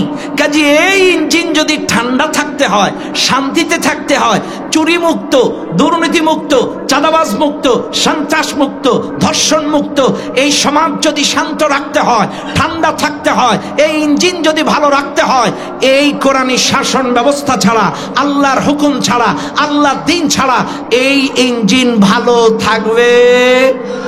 আরে তেলের ট্যাঙ্কিতে পানি, পানির ট্যাঙ্কিতে তেল দিলে যদি ইঞ্জিন না চলে, তাহলে কোরআনী শাসন ছাড়া এই ইঞ্জিন কখনো ভালো চলতে পারে না। এই সহজ জিনিসটা কেন বুঝেন না? এই ইঞ্জিন তো মানুষ বানায়নি, এই জমিন তো মানুষ বানায়নি, আসমান তো ভালো মানুষ বানায়নি, তাইলে সবই আল্লাহ বানাইছে। তাইলে আল্লাহর চাইতে কে ভালো জানে এটা কেমনে ভালো থাকবে? এইবার যদি এই দুনিয়ার কেউ বলে না আমরা আসলে সব ভালো হয়ে যাবে, আমি বলি মায়ের চাইতে মাসির দরদ যদি বেশি হয় এটা ভালো না খারাপ? আরো জোরে, আরো জোরে একটু বুঝাই দেই। একটা বাচ্চা সকালবেলায় মায়ের কাছে বলছে মা আইসক্রিম খাবো, টাকা দাও। মা 5 টাকা দিস। দুপুর বেলা এসে বলছে মা আইসক্রিম খাবো, 5টা টাকা দাও। মা আবার 5 টাকা দিস। আসরের সময় এসে বলছে মা আইসক্রিম খাবো, 5টা টাকা দাও। মা আবার 5 টাকা দিস। সন্ধ্যার পরে আবার বলছে মা আইসক্রিম খাবো, 5টা টাকা দাও। এবার মা বলছে কি? বলে আইসক্রিম। কি আইসক্রিম? কি আইসক্রিম? মায়ের হাতের কাছে ছিল লাঠি, এমন কেলান কেলাইছে, উঠোনে গড়াগড়ি খেয়ে কাঁদতেছে। তখন ওর চাষি, ওর মাসি এসে পাশ থেকে এসে বলছে তুই কাঁদছিস কেন? বলছে দেখো চাষি, মায়ের কাছে আইসক্রিম খাওয়ার টাকা চাইছিলাম, টাকা তো দেয়নি, বরঞ্চ মাইরে কি কেলানটা কেলাইছে। তখন বলতেছে এই কথা, এদিকে আয়। পকেট বাসার থেকে 10টা টাকার একটা নোট দিয়ে বলছে যা আইসক্রিম খা। তখন এই ছেলেটা 10টা টাকা নিয়ে বলছে আহ, মা না হয়ে যদি সাজিদে মা হইতো। কথা বুঝেন না আপনারা? মা না হয়ে মা হইতো। বুঝেন? কিন্তু আমাদের দেশের মানুষের কিছু দরদ। এইবার আসেন প্রশ্ন আপনাদের, যেই মা সকালে 5 টাকা দিল, যেই মা দুপুরে 5 টাকা দিল, যেই মা বিকালে 5 টাকা দিল, ইচ্ছা করলে কি ওই মা সন্ধ্যায় 5 টাকা দিতে পারতো না? কিন্তু দেয়নি কেন? এক, সকালে দিলে কল্যাণ আছে, এতে কোনো সমস্যা নেই। দুপুরে খাওয়ার মধ্যেও কল্যাণ আছে, বিকালে খাওয়ার মধ্যেও কল্যাণ আছে। কিন্তু কোনো বাচ্চা যদি সন্ধ্যার পরে ঠান্ডা খায়, আইসক্রিম খায়, এর সর্দি লাগবে। কাশি লাগবে, হাঁপানি হবে, জ্বর আসবে, সারা রাত ঘুমাবে না, কাশবে। এই জন্য মা তাকে সন্ধ্যায় টাকা, চাইলে আপনারা বলেন বিকালে সকালে দুপুরে দেওয়ার মধ্যে কল্যাণ ছিল, সন্ধ্যায় যে দেয় নাই এর মধ্যে কি কল্যাণ আছে না নাই? আরো জোরে কান, আছে। সন্ধ্যায় যে টাকা দেয়নি কল্যাণ আছে না? কারণ খাইলে তো ঠান্ডা লাগতো, খাইলে ওর জ্বর আসবে, সর্দি আসবে, কিন্তু ওর চাষি দিল কেন? হ্যাঁ, চাষি চিন্তা করছে তুই আইসক্রিম খেলে তোর জ্বর আসবে, তোর কাশি লাগবে, তোর মাঝ রাত জাগবে, এটাই তো আমি চাই। কথা কথা কন না কেন? কারণ তোর জ্বর আসবে, তোর কাশি লাগবে, তোর মা জেগে থাকবে, ঘুমাইতে পারবে না, তাতে আমার কি? নে 10 টাকা। কথা কানা ও ভাই, চাইলে মায়ের চাইতে মাসির দরদ হলে সেটা অকল্যাণ, ভালো হতে পারে না। কাজে আল্লাহ যদি সবকিছু সৃষ্টি করে থাকে, আল্লাহর চাইতে এই জমিন কেমনে ভালো চলবে এই দুনিয়ার কোন মানুষ যদি বেশি বুঝতে চায়, এটা মায়ের চাইতে মাসির দরদ ছাড়া কিছু নয়। আরো জোরে, এটাই ক্লিয়ার। কেন বুঝেন না আপনারা? আপনারা তো গান শোনেন, শোনেন না ভাই? পরের জায়গা পরের জমিন, পরের জায়গা পরের জমিন, ঘর বানায় আমি রই, আমি তো সেই ঘরের মালিক নই। আচ্ছা আপনারাই করেন, আমি কিন্তু গান গাওয়ার জন্য মূলত বলিনি, শুনো, বোঝানোর জন্য যে পরের জায়গা পরের জমি, ঘর বানাইয়া আমি রই, আমি তো সেই ঘরের মালিক নই। এর অর্থ কি দাঁড়ায়? আমি 50-60 বছরের জন্য ভাড়াটিয়া মাত্র। এবার বলেন, এই দুনিয়া কি ভাড়াটিয়ার কথাই চলবে না মালিকের কথাই চলবে? এই তো কথা ক্লিয়ার। তো আপনারা ওয়াজ শিখে ফেলছেন, আর তো ওয়াজ লাগে না। তাইলে পরের জায়গা পরের জমি, ঘর বানাইয়া আমি রই, আমি তো সেই ঘরের মালিক নই। চাইলে কে কোন দল আমি জানি না, আমরা 50-60 বছরের জন্য মাত্র ভাড়াটিয়া। আর ভাড়াটিয়ার কথায় কোনোদিন বাড়ি চলতে পারে না, বাড়ি সব সময় চলে মালিকের ইচ্ছায়। কথা বলেন ঠিক না বেটে? জমিন কার? আসমান কার? এই জমিনে হুকুম চলবে কার? সবাই আমার সাথে আওয়াজ দেন, কোরআন আছে যেখানে, কোরআন নাই যেখানে, নারায়ে তাকবীর। কথা কি ক্লিয়ার? ব্যাস, এইবার আসেন, চাইলে আল্লাহর রাস্তা কোনটা? দিন কায়েমের চেষ্টা করবেন কেন? কেন কি করবেন? গুরুত্ব বুঝালাম। কিন্তু এত কিছুর পরেও আমার দেশের অনেকে কিন্তু এগুলো বোঝে না। কেন বোঝে না? একটু বোঝানোর চেষ্টা করি। আমার দেশের মানুষের বোঝ এক এক রকম। আমার নবী যখন কালেমার দাওয়াত নিয়ে মক্কায় গেছিল, ওই আরবিয়ানদের ভাষা ছিল আরবি, আর আমার নবীর ভাষা ছিল আরবি। নবী যেই ভাষায় দাওয়াত দিলেন, ভাষাটা কি ছিল? আরবি। আর আরবিয়ানদের ভাষা, মাতৃভাষা ছিল আরবি।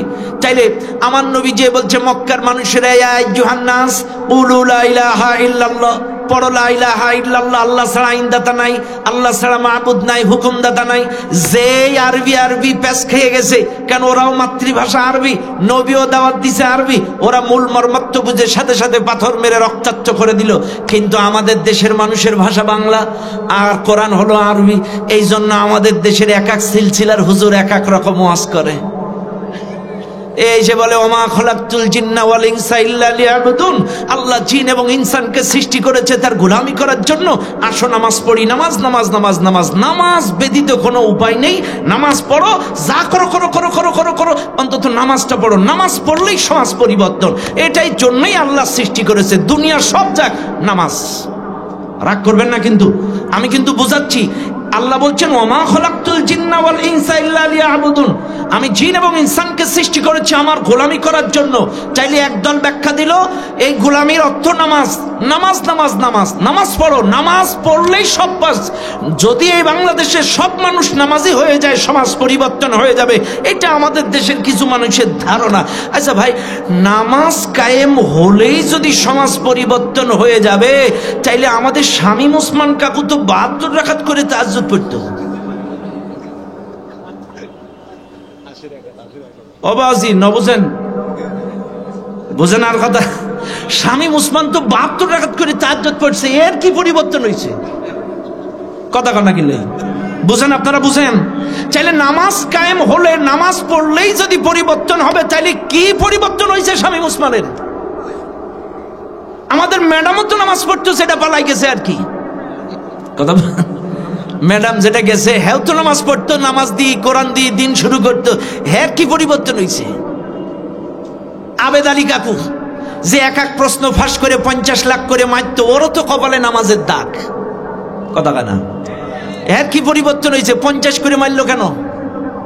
আজাবাদ দিলাম। এবার আসেন তো, আমি আবারও বলছি, আমি কাউকে ছোট করি না, কটাক্ষ করি না, ক্রিটিসাইজ করি না, আমি বোঝানোর জন্য বলছি। আমাদের দেশের তাবলিগ জামাত সেই জন্মের পর থেকে দেখে আসছি, দ্বীনের দাওয়াত, দ্বীনের দাওয়াত, কালেমার দাওয়াত। আচ্ছা, এটাই যদি দ্বীনের দাওয়াত হবে, তাইলে কেন ওই বিশ্ব ইস্তেমার মাঠে রাতের অন্ধকারে এক গ্রুপ আর এক গ্রুপে এলোপাতাড়ি চাপাতি দিয়ে হত্যা করলো? আরে দ্বীনের রাস্তার কর্মীরা কি মানুষ হত্যা করে নাকি? ওয়ালা তাকতুলুন নাফসাল্লাতী হারামাল্লাহু ইল্লা বিল হক, অন্যায়ভাবে মানুষ হত্যা হারাম। মান কাতালা নাফসান বিগাইরি নাফসিন আও ফাসাদিন ফিল আরদি ফাকান্নামা কাতালান নাস জামিআ ওয়া মান ইয়াকতুল মুমিনান মুতাআম্মিদান ফাজাযাউহু জাহান্নামু খালিদান ফিহা। আল্লাহ বারবার বলছে মানুষ হত্যা হারাম। যে একজন মানুষকে হত্যা করলো, সে গোটা দুনিয়ার মানুষকে হত্যা করলো। চাইলে এরা রাজ্যের অন্ধকারে চাপাতি দিয়ে কেন এতগুলো মানুষ হত্যা করলো? দ্বীনের রাস্তা আর যাই হোক, যারা অন্যায়ভাবে মানুষ হত্যা করে তারা কখনো দ্বীনের রাস্তা হতে পারে না। কথা বলেন। বেয়াদবি মাফ করবেন, আমি তাবলিগ জামাতকে ছোট করার জন্য কথা বলি নাই। কথা হলো একটাই, এই 7 গ্রুপ বরাবরই ছিল এই জালেম শাসকদের পা চাটা গোলাম।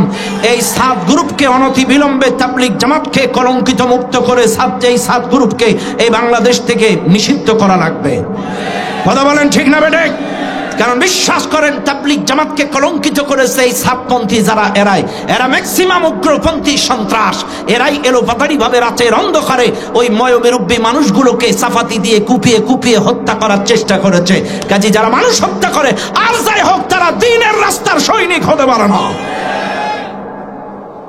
তাইলে আমরা বুঝলাম, আমি কিন্তু বোঝানোর জন্য বলছি, নামাজ পড়লেই যদি পরিবর্তন হবে, তাইলে সাতপন্থীরা কেন মানুষ মারল, পরিবর্তন হলো না কেন? আমি কিন্তু বিরোধিতা করিনি তাবলিগ জামাতের। আবারও বলছি, আমি তাবলিগকে পছন্দ করি, সবাই আমার ভাই। যে যেমনে দাওয়াত দিচ্ছে সবার টার্গেট জান্নাত। সবার টার্গেট কি? জান্নাত। কিন্তু আমি বুঝাচ্ছি একটা একটা করে, খেয়াল করেন। আপনারা বলবেন, তাইলে হুজুর এটা আল্লাহর রাস্তা না, ওটা আল্লাহর রাস্তা না, তাইলে আল্লাহর রাস্তা কোনটা? আচ্ছা ভাই, আর একটু ক্লিয়ার করে দেই। ভাই আপনার নাম কি বলো? ইলিয়াস ভাই, আপনার শালা কয়টা? 2টা শালা। আমি আমার ইলিয়াস ভাইরে দিলাম সেক্রেটারি তো আমার ইলিয়াস ভাই 2টা শালা। বুঝেন? শালা বুঝেননি কি? স্ত্রীর বা, এই তো সব ভাষায় একই, একটু দূরত্ব, রাস্তাঘাট আর কি। কথা ঠিক কিনা? খেয়াল করেন, এখন আমার ইলিয়াস ভাইয়ের একটা শালা সিঙ্গাপুর থেকে বাংলাদেশে এসেছে 10 বছর পরে। এখন বোন জামাইয়ের বাড়ি বেড়াইতে এসছে। ইলিয়াস ভাইয়ের ওয়াইফ অর্থাৎ হোম মিনিস্টার, কে বলেন? আরো জোরে। এখন কিন্তু বউরা সব হোম মিনিস্টার। কথা কন না কেন? এটা কিন্তু কিয়ামতের আলামত। কিয়ামতের আলামত, প্রত্যেকটা স্বামী তার স্ত্রীদের অনুগত হবে, স্ত্রী কথায় উঠবে, স্ত্রী কথায় বসবে। অবশ্য কক্সবাজারের লোক এইরকম না। হ্যাঁ, এখন খেয়াল করেন, স্ত্রী বলেছে আমার ভাইটা 10 বছর পরে বাড়ি আসছে, তুমি বাজারে যাও, একটা সুন্দর তাজা একটা ইলিশ মাছ আনো। কারে বলছে? স্বামীকে বলছে। এখন আমার ভাই বাজারে গেছে, বাজারে যাই দেখে মিনিমাম 100টা মাছের দোকান, কিন্তু ইলিশ মাছ মাত্র এক দোকানে। কয়টা দোকান? ইলিশ মাছ কয় দোকানে? মাত্র এক দোকানে ইলিশ মাছ। তখন আমার ভাই চিন্তা করছে, এক দোকানে ইলিশ, যাচাই করার কোনো সুযোগ নেই। পচা হোক, বাসি হোক, ছোট হোক, খাটো হোক, দুর্গন্ধ হোক, এটাই নেওয়া লাগবে, কারণ হোম মিনিস্টারের অর্ডার ইলিশ। এখন এটাই নেওয়া লাগবে, যাচাই করার কোনো চান্স নাই। কিন্তু আমার ভাই যদি বাজারে যেয়ে দেখতো যে 100 দোকানে ইলিশ, চাইলে আমার ভাই কিন্তু যাচাই বাছাই করতে পারতো, কোনটা ভালো, কোনটা তাজা, কোনটা ডিমলা, কোনটা শক্ত, কোনটা বড়, কোনটা তেল, দেখে দেখে বেছে বেছে ভালো মাছটাই বাড়িতে আনতে পারতো। কিন্তু এক দোকানে থাকলে যাচাই করার কোনো চান্স নাই। আজকে সাধারণ মানুষের প্রশ্ন, হুজুর আপনারা যে এই ইসলাম ইসলাম করেন, আপনাদের মধ্যে এতগুলো দল কেন? আপনাদের প্রশ্নের জবাব দেওয়ার জন্যই এই ঘটনাটা টানলাম। ও ভাই, যদি ইসলাম এক দোকানে থাকতো, যাচাই করার কোনো চান্স ছিল না, আপনাকে ওটাই মানা লাগতো। কিন্তু আজকের একাধিক দোকানে ইসলাম আছে বলে আপনার যাচাই করার সুযোগ আছে, আপনার বিবেক আছে, মনুষ্যত্ব আছে, আপনি বিবেক দিয়ে বিবেচনা করেন। এই সমাজে অনেকেই লেবাসধারী, টুপিধারী, পাঞ্জাবিধারী, সবাই বলে আমারটাই আল্লাহর দল, হকের দল। কিন্তু আল্লাহর কোরআন বলতেছে, শোনো, হকের দল, কোরআনের দল কারা? এই কোরআন দিয়ে কথা বলে যারা, কোরআন দিয়ে ডাকে যারা, কোরআনের সমাজ চায় যারা, কোরআন দিয়ে মানুষকে ডাকে যারা, কোরআনের সমাজ প্রতিষ্ঠা করতে চায় যারা, আপনি দেখে দেখে বেছে বেছে দেখে দেখে কোরআনের দলটাই গ্রহণ করে নেন। আরো জোরে। এই সমাজে অসংখ্য ইসলামী দল আছে, কিন্তু সবার কাছে কোরআন নাই, আর সবার জজবা তামান্না কোরআন প্রতিষ্ঠার নাই, কোরআনী শাসন তারা চায় না। সম্প্রতি মাইজ ভান্ডারীর এক বদমাইশ, মইনুল ইসলাম নাম, মইনুল ইসলাম মাইজ ভান্ডারীর, ও কিন্তু আলেম। সাংবাদিকেরা যে বলছে, আপনারা যে আল্লাহ আল্লাহর দল দাবি করেন, তো আপনারা গাজা খানা জিকির করেন কেন? তখন এই মইনুল বলতেছে, দেখো, ফাবিআইজি আলাই রব্বিকুমা তুকাজ্জিবান, আল্লাহর কোন কোন সৃষ্টিকে, নিয়ামতকে তোমরা অস্বীকার করবা? কাজী গাজা আল্লাহর সৃষ্টি, নিয়ামত, এটা অস্বীকার করার সুযোগ নেই। 2.5 খাওয়া যায়। কত বড় বাটপার! এখন সাংবাদিক বলতেছে, তা তোমরা নারী পুরুষ একসাথে জিকির করো কেন? বলতেছে, দেখো, এটা তো শকরের ব্যাপার, কারণ আল্লাহর সৃষ্টি কত সুন্দর দেখি আর জিকির করি। নাউজুবিল্লাহ। কত বড় ইবলিস! এরাও বলে আমরা আল্লাহর দল। কাজে একটা কথা স্পষ্ট শুনে নেন, আল্লাহর বারবার ঘোষণা, ইয়া আইয়ুহাল্লাযীনা আমানুত্তাকুল্লাহ ওয়া কুনু মা'আস সাদিকিন, হে ঈমানদারগণ, আমাকে ভয় করো, সত্যবাদীদের সাথে চলো। এ ভাই, চাইলে কথা যারা কোরআন দিয়ে বলে, কথা যারা কোরআন দিয়ে ডাকে, যারা কোরআনের সমাজ চায়, এরা কি সত্যবাদী না মিথ্যাবাদী? এই কোরআনে কোনো মিথ্যা কথা আছে? এই কোরআনে কোনো মিথ্যা কথা আছে? এই কোরআনটা কার? চাইলে কোরআন দিয়ে যদি ডাকে, এটা কার কথা? কোরআনের সমাজ যদি চায়, কার সমাজ? চাইলে কোরআনের পথটাই হলো হকের পথ, সত্যের পথ, আল্লাহর পথ, দ্বীনের পথ। এটার বিকল্প কোনো উপায় নাই। বাচ, চাইলে আমি আপনাদেরকে ধরিয়ে দিলাম, দিন কায়েমের গুরুত্ব সম্পর্কে কথা আপনাদেরকে বলছিলাম। ও মুসলমান, চাইলে এই কোরআন, এইবার আসেন, আল্লাহর রাস্তায় লড়বেন কেন? কোরআনের রাস্তা কোনটা, আল্লাহর পথ কোনটা, দ্বীনের পথ কোনটা, আমি আপনাদেরকে ক্লিয়ার করে দিলাম, আপাতত একটা ধারণা দিলাম। এইবার আসেন, আপনাদেরকে একটু আরেকটু ক্লিয়ার করে দেই, দ্বীনের অর্থ কি কি হতে পারে। আমাদের দেশের লোক কেউ মনে করে দ্বীন মানে নামাজ, কেউ মনে করে দ্বীন মানে রোজা, কেউ মনে করে দ্বীন মানে হজ, কেউ মনে করে দ্বীন মানে জিকির। এক একজন এক একটা ধারণা করে। এইবার আসেন, আমি একটা একটা করে আপনাদেরকে একটু দ্বীনের ধারণা দেই। শুনে নেন দুনিয়ার মানুষ, আল্লাহ পাক বলেন, দ্বীনের এক নাম্বার অর্থ হলো বিচার দিবস, মালিক ইয়াউমিদ্দিন, বিচার দিবস, প্রতিদান দিবস, প্রতিফল। শুনে নেন এই দুনিয়ার মানুষ, বিচার দিবসটাকে দিন বলা হয়, দিনের একটা অর্থ বিচার দিবস। এবার আসেন দুই নাম্বার দিনের অর্থ কি? দুই নাম্বার দিনের অর্থ হলো আনুগত্য করা। আফা গায়রা দীনিল্লাহি ইয়াবগুন ওয়া লাহু আসলামা মান ফিস সামাওয়াতি ওয়াল আরদ তাওআন ওয়া কারহা। আল্লাহ পাক বলেন, দিনের দুই নাম্বার অর্থ হলো আনুগত্য করা। ও মুসলমান, তিন নাম্বার কি? তিন নাম্বার হলো ওয়া মা উমিরু ইল্লা লিয়াবুদুল্লাহা মুখলিসিনা লাহুদ্দিন। তিন নাম্বার অর্থ হলো একনিষ্ঠ ইবাদত করাটা দিন, খালেস নিয়তি ইবাদত করাটা দিন। চার নাম্বার অর্থ কি? চার নাম্বার অর্থ হলো ইন্নাদ্দীনা ইনদাল্লাহিল ইসলাম, ইসলামী জীবন ব্যবস্থাটা দিন। এই মাহফিলে যারা আছেন একটু ভালো করে লক্ষ্য করেন, ইসলামী জীবন ব্যবস্থাটা দিন। ও দুনিয়ার মানুষ, আজকে আপনারা এই মাহফিলে যারা আছেন, আজ হোক কাল হোক এই পৃথিবীর মায়া ত্যাগ করে কবরে যাওয়া লাগবে। চিরকাল চিরদিন এই পৃথিবীতে কেউ বেঁচে থাকতে পারবেন না। আজ হোক কাল হোক এই দুনিয়ার মায়া ত্যাগ করা লাগবে। আইনামা তাকুনু ইউদরিকুমুল মাউত ওয়ালাউ কুনতুম ফি বুরুজিম মুশাইয়াদা। আল্লাহ কোরআন বলে, তুমি আইসিইউতে থাকো, সিসিইউতে থাকো, দুর্গের ভিতরে থাকো আর প্রাসাদে থাকো, যেখানেই থাকো না কেন মৃত্যু তোমাকে ধরবেই। মৃত্যুর থাবা থেকে বাঁচার উপায় কারণ নাই। ও দুনিয়ার মানুষ, এই দুনিয়ার মায়া ত্যাগ করে যখন কবরে চলে যাবেন, কবরে যাওয়ার পরে কবরের মধ্যে যে প্রশ্নগুলো আপনাকে করা হবে, 2 নাম্বার যেটা বলা হবে, তোমার দিন কি? ও মুসলমান শুনে নেন, এইবার আপনারা বলেন তো দিনের অর্থ কি? সবাই বলেন, আরো জোরে বলেন, আরো জোরে বলেন, আরো জোরে বলেন।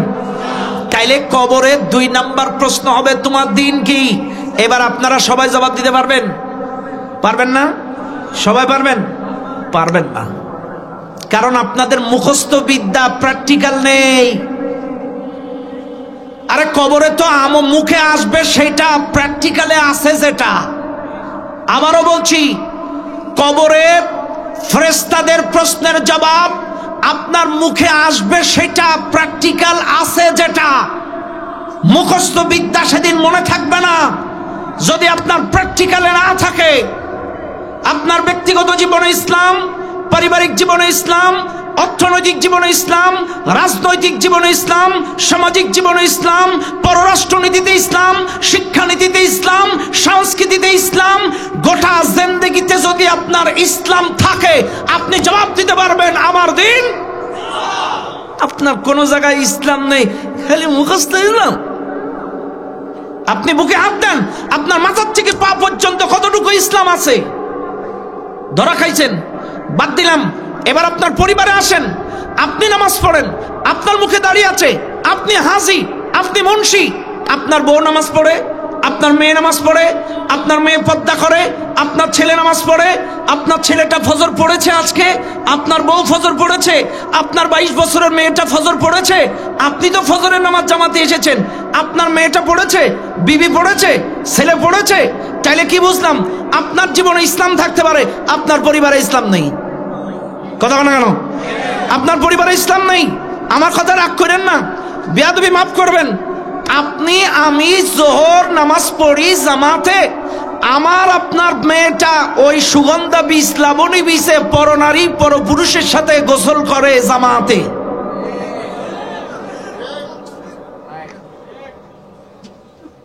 অবাজি কথা কি হাসান আমিসা?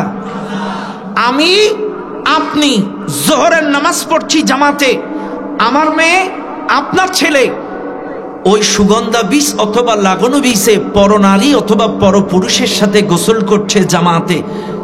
তাইলে কি বুঝলাম? আমার পরিবারে ইসলাম নেই। আমার মেয়েটা যদি ইসলাম মাইন্ডে হতো, চাইলে ওই পরনারীর সাথে পরপুরুষের সাথে আমার মেয়েটা গোসল করতে পারতো না। আমার স্ত্রী এই হাজার হাজার পুরুষের মাঝখানে একটা পাতলা কাপড় পরে এই সমুদ্রের মধ্যে নামতে পারতো না। আজকে আপনার মধ্যে যদি ইসলাম থাকতো, আল্লাহ বলছে আইয়ুহাল্লাযীনা আমানু কু আনফুসাকুম ওয়া আহলিকুম নারা, এই ইমানদারগণ তোমরা নিজেরা জাহান্নামের আগুন থেকে বাঁচো, আহাল পরিবার পরিজনদেরকেও বাঁচাও। তাহলে আপনি কিসের নামাজি? আপনার বউকে নিয়ে সুগন্ধা বীজে গোসল করেন। আপনি কিসের নামাজি? আপনার 18 বছরের মেয়েকে নিয়ে গোসল করেন। আর হাজার হাজার পরপুরুষ আপনার মেয়ের ওই দেহটা দেখে গেল, স্ত্রীর দেহটা দেখে গেল। কিসের ইসলাম? রাগ করবেন না আমার কথায়, আমার কথাগুলো বুঝবেন। চাইলে আপনি গোসল করছেন আপনার বউকে নিয়ে, মেয়েকে নিয়ে, বান্ধবীকে নিয়ে, আর হাজার হাজার পরপুরুষ পরনারী আপনার ওই দেহটা দেখে যাচ্ছে। চাইলে কি বুঝলাম? আমার ব্যক্তিগত জীবনে ইসলাম থাকতে পারে, পারিবারিক জীবনে ইসলাম। বাস এবার আসেন অর্থনৈতিক জীবনে। আমার অর্থনৈতিক জীবনে ইসলাম আছে? কথা কন, রাগ করবেন না। এদেশের অসংখ্য ট্রাফিক, অবশ্য কক্সবাজারের ট্রাফিকরা এরকম না, অসংখ্য পুলিশ মামু, অসংখ্য অফিসের স্টাফরা আগে যে বান্ডেল বান্ডেল পাইতো, এখন আর আপাতত সেরকম আর খাইতে পারছে না। এই জন্য অনেকেই এখন বলছি এর চাইতে আগের ওরাই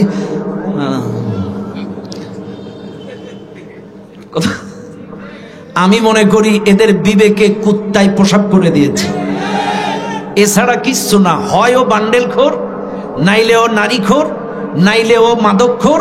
ওই আগের মতো আর, যদিও কথাগুলো একটু হার্ডলি বললাম, বেয়াদবি মাফ করবেন, আগের মতো হয়তো খাইতে পারছে না, আগের মতো আর বদমাইশি করতে পারছে না, লম্পটি করতে পারছে না, এই জন্য ওর কথা দিয়ে এটাই বেরোচ্ছে। এই রে, হাজার হাজার ছাত্র খুন করার পরে, হাজার হাজার আলেম খুন করার পরে, 3.25 লক্ষ কোটি টাকা পাচার করার পরেও যে বা যারা বলবে এদের চাইতে ওরাই ভালো ছিল, আপনাকেও মনে করতে হবে ওদের দোসর নাইলে কথাও বলতে পারতো না। আজকে আশ্চর্য হয়ে যাবেন, চাইলে অর্থনীতিতে ইসলাম নেই, বেয়াদবি মাফ করবেন, রাজনীতিতে ইসলাম আছে। এক কাকু তো বলেই ফেলছে অলরেডি, কোরআনের মধ্যে কোনো রাজনীতি নেই। কথা না, আমি সর্বোচ্চ সম্মান রেখে বলছি, ইসলাম আমরা শিখেছি কার কাছ থেকে? সবাই বলেন, রাসূলুল্লাহর কাছ থেকে। আল্লাহ তো কোরআন নাজিল করেছে, কিন্তু এই কোরআনটা প্র্যাকটিক্যালি আমাদেরকে বুঝাইছেন কে? আরো জোরে বলেন। নবী কি প্রেসিডেন্ট ছিলেন? নবী কি বিচার করেছেন? নবী কি সামরিক বাহিনীর প্রধান ছিলেন? নবী কি শাসন চালিয়েছেন? তাহলে নবী এগুলো করলো কি করে? কথা না, আমরা তো ইসলাম শিখছি নবীর কাছ থেকে। তাহলে আমার নবী যদি বিচার করে, আমার নবী যদি শাসন ব্যবস্থা চালায়, রাষ্ট্র চালায়, সামরিক বাহিনীর প্রধান থাকে, তাইলে আল্লাহর কোরআনের রাজনীতি যদি না থাকে, আমার নবী কি করে?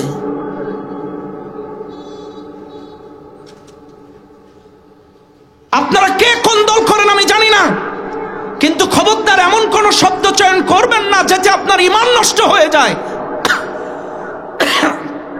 এমন কোন শব্দ বলবেন না যাতে আপনি কাফের হয়ে যান।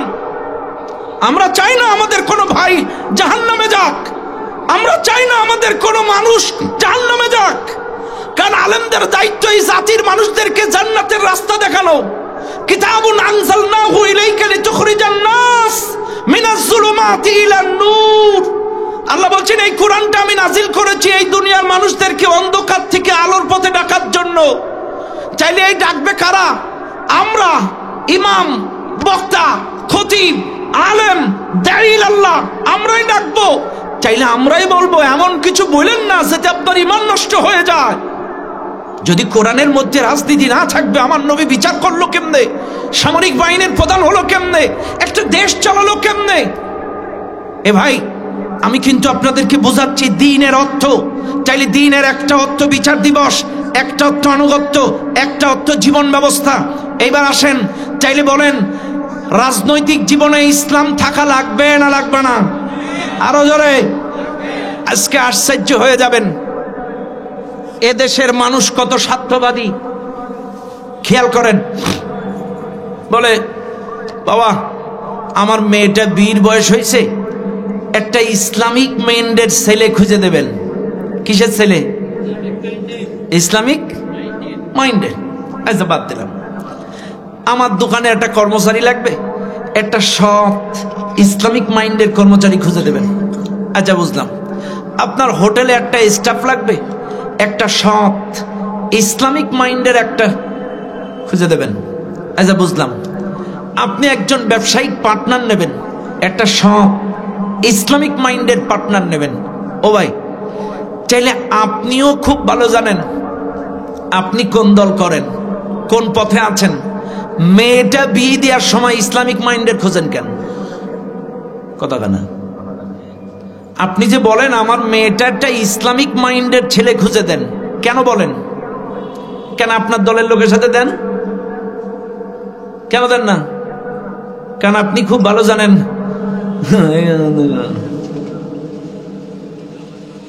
আপনি এখানে সেখানে ঘুরবেন আর মেয়ে বিয়ে দেওয়ার সময় ইসলামিক মাইন্ডের জামাই কেন? হ্যাঁ, ইসলামের প্রতি আপনার একটা আস্থা আছে। ইসলাম একটা আস্থার জায়গা। আপনার ইসলামিক মাইন্ডের স্টাফ, ইসলামিক মাইন্ডের পার্টনার, ইসলামিক মাইন্ডের জামাই, ইসলামিক মাইন্ডের স্টাফ, ইসলামিক মাইন্ডের কর্মচারী। ও ভাই, তাহলে সব জায়গায় যদি ইসলামের উপরে আপনার এত আস্থা থাকে, তো ইসলামী রাজনীতির উপরে আপনাদের আস্থা নাই কেন? কথা বুঝেন না আপনারা? ইসলামী রাজনীতির উপরে কেন আস্থা নেই? কেন বুঝেন না এই জিনিসটা? আমি একটু বোঝাই, একটা সহজ প্রশ্নের জবাব দেন।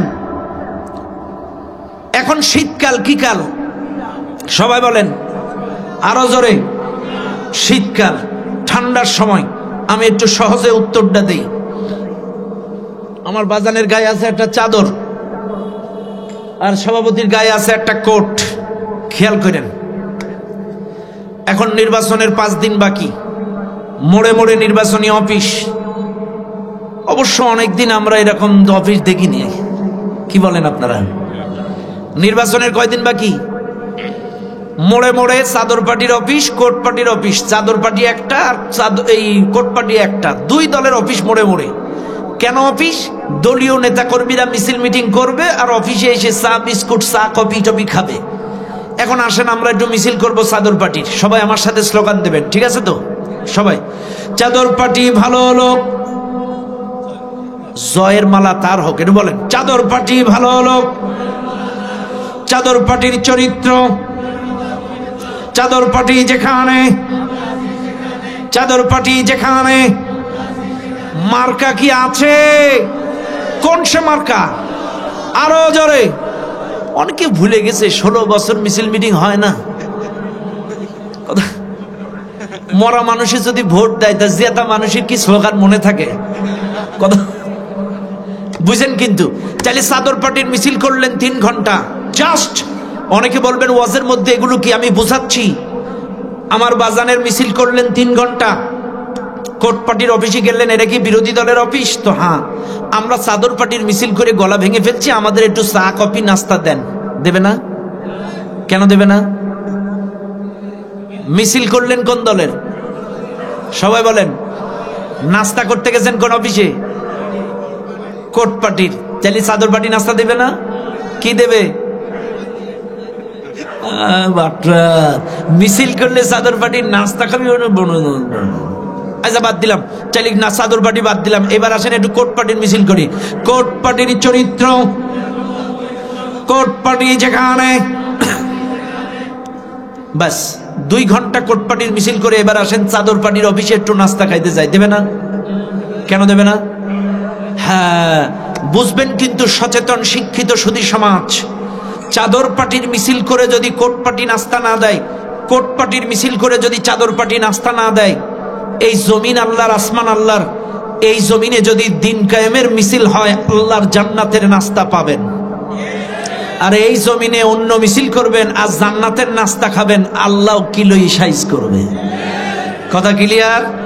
কথা ক্লিয়ার? এর চাইতে সহজ উদাহরণ আমার কাছে আর নাই। কোট পার্টির মিছিল করে যদি চাদর পার্টি নাস্তা না দেয়, চাদর পার্টির মিছিল করে যদি কোট পার্টি নাস্তা না দেয়, এই জমিন আল্লাহর, আসমান আল্লাহর। এই জমিনে যদি আল্লাহর মিছিল হয়, কোরআনের মিছিল হয়, আল্লাহ আপনাদেরকে জান্নাতের নাস্তা খাওয়াবে, অন্যথায় জান্নাতের নাস্তা। কথা ক্লিয়ার? ব্যাচ। চাইলে আপনার অর্থনীতি, রাজনীতি, সমাজনীতি, পরিবার নীতি, গোটা জিন্দেগিতে যদি ইসলাম থাকে, এর নাম দিন। ইন্নাদ-দীনা ইনদাল্লাহিল ইসলাম। দ্বীনের একটা অর্থ ইসলামী জীবন ব্যবস্থা। মানব জীবনের সব জায়গায় ইসলাম থাকা লাগবে। রান্নাঘর থেকে পার্লামেন্ট পর্যন্ত সব জায়গায় ইসলাম থাকা লাগবে। এর নাম হলো ইসলামী জীবন ব্যবস্থা। তাইলে দ্বীনের 4 নম্বর অর্থ বললাম। এবার আসেন দ্বীনের 5 নম্বর অর্থ। দ্বীনের 5 নম্বর অর্থ হলো আইন। আইন, আইন। কি বলেন? এটা শুনেছেন কখনো? আজকে আশ্চর্য হয়ে যাবেন আপনারা যে হুজুর, এতদিন আমরা শুনেছি দিন মানে নামাজ, দিন মানে রোজা, দিন মানে হজ। আপনি কি দিন শিখান? হ্যাঁ, আমি কিন্তু বানানো কথা বলি না, কোরআন থেকে বলছি। যাদের কাছে মোবাইল আছে রেকর্ড করে নেন কথাটা। আল্লাহ পাক মুসা আলাইহিস সালামকে বলছে, মুসা তুমি শুধু পাড়া মহল্লায় দাওয়াত দাও, এতে কাজ হবে না। এরে মুসা, শুধুমাত্র গ্রামে গঞ্জে পাড়া মহল্লায় নরম নরম জায়গায় দিন প্রচার করলে চলবে না। মুসা একটু শক্ত জায়গায় দ্বীনের দাওয়াত দাও। মুসা আলাইহিস সালাম আল্লাহকে প্রশ্ন করলেন, আল্লাহ শক্ত জায়গার মানে কি? আল্লাহ পাক ডেকে বললেন, মুসা রে, শক্ত জায়গার মানে হলো ফিরাউনের সংসদ। ফিরাউনের সংসদে চলে যাও, ফিরাউনের রাজ দরবারে চলে যাও, ফিরাউনের রাজ দরবারে যেও একটু দ্বীনের দাওয়াত দাও। আল্লাহর নবী মুসা অর্ডার পাইলেন কার কাছ থেকে? সবাই বলেন আরো জোরে। এবার আসেন, তাইলে আমার দেশে অনেকেই কিন্তু বলে আমরা এগুলো দল টল করি না, জিকির আছে। তাহলে মুসা নবী কার কাছ থেকে অর্ডার পাইছে? সবাই বলেন আল্লাহ পাকের অর্ডার। মুসা আলাইহিস সালাম চলে গেলেন ফিরাউনের সংসদে। ফিরাউন রানিং চেয়ারে বসা, সমস্ত সংসদ সদস্য চেয়ারে বসা। মুসা আলাইহিস সালাম যে ফিরাউনের সংসদে ঢুকে বললেন, ও ফিরাউন, সমস্ত মতাদর্শ ছেড়ে দাও, লা ইলাহা ইল্লাল্লাহ কালেমাটা মেনে নাও। এই কালেমার দাওয়াত ফিরাউনের সংসদে যখন দিলেন, আল্লাহ ছাড়া আইনদাতা নাই, বিধানদাতা নাই, মাহবুদ নাই, এই কালেমাটা ফিরাউন তুমি মেনে নাও। এই দাওয়াত যখন ফিরাউনের কাছে দিলেন, ফিরাউন ছিল চেয়ারে বসা, চেয়ার থেকে তিলিং করে দাঁড়ায় গেল। ফিরাউন বলতেছে, রে মুসা, ওয়াকালা ফিরাউন দারুনি আব্দুল মুসা। ফিরাউন বলতেছে, আমাকে ছেড়ে দাও, আমি মুসাকে হত্যা করব।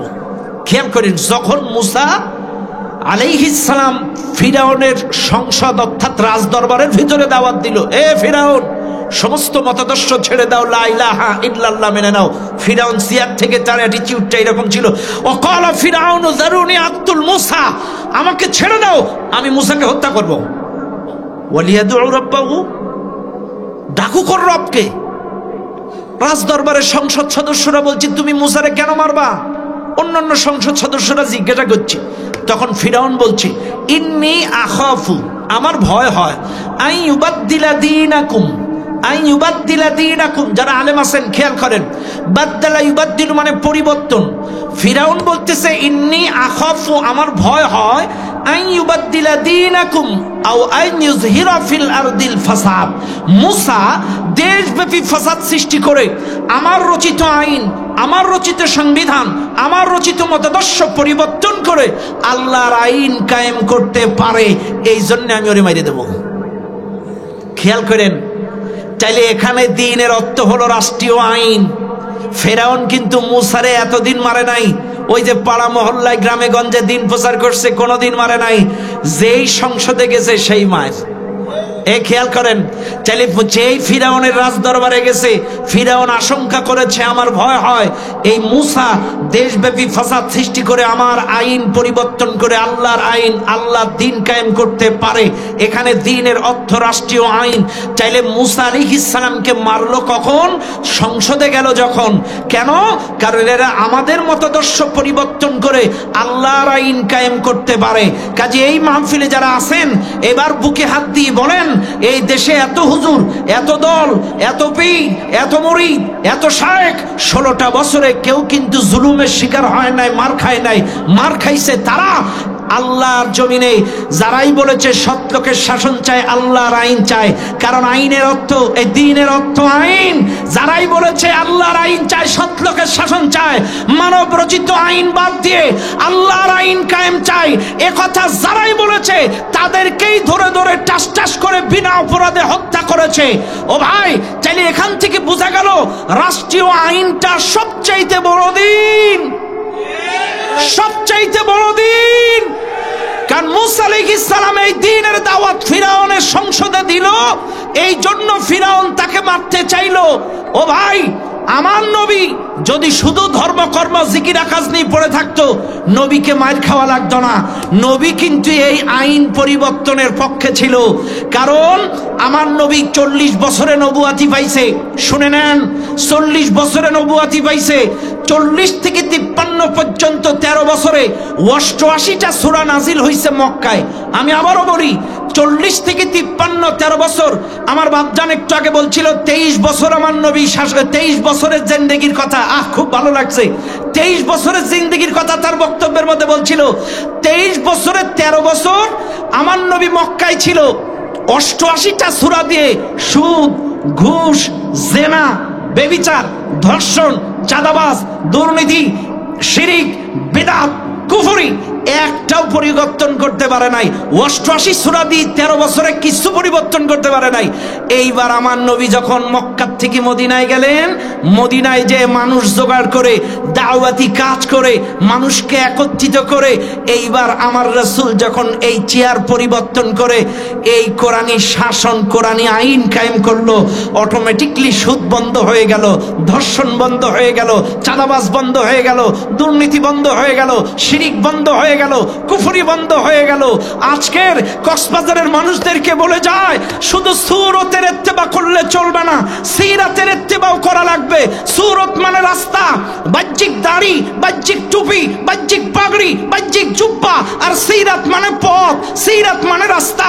আমার নবী যেই রাস্তায় যে শিয়াবে আবি তালিবের পাহাড়িয়া জেলখানা জেল খেটেছে, আমার নবী যেই রাস্তায় যে নারী ভুরি মাথার উপরে চাপিয়েছে, আমার নবী যে রাস্তায় যে পরনের জামা কাপড় ছেড়ে দিয়েছে, আমার নবী যে রাস্তায় যে জন্মভূমি ছেড়ে মক্কা থেকে মদিনায় গিয়েছে, আমার নবী যেই রাস্তায় চলে উহুদ বদর খন্দক লড়াই করে সিয়ার পরিবর্তন করে কোরআনী আইন কায়েম করেছে, অটোমেটিকলি সমাজ পরিবর্তন হয়ে গিয়েছে।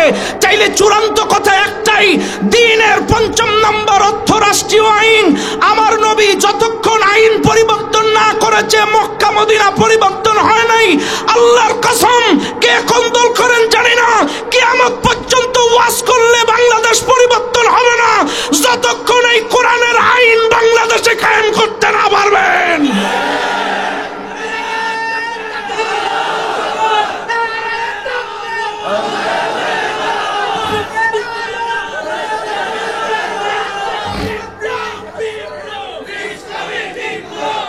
চাইলে বুঝিয়ে দিলাম, দ্বীনের ৫ম নম্বর অর্থরাষ্ট্রীয় আইন, আইন ছাড়া সমাজ পরিবর্তন হয় না, হয় না। এটাও সিয়ার, ইউনুস কাকুরটাও সিয়ার, কথা কর না, এটাও সিয়ার, ইউনুস কাকুরটাও সিয়ার। আমি যদি এই জায়গায় বসে বলি বাবারা চুরি করবেন না, কেউ বন্ধ হবে?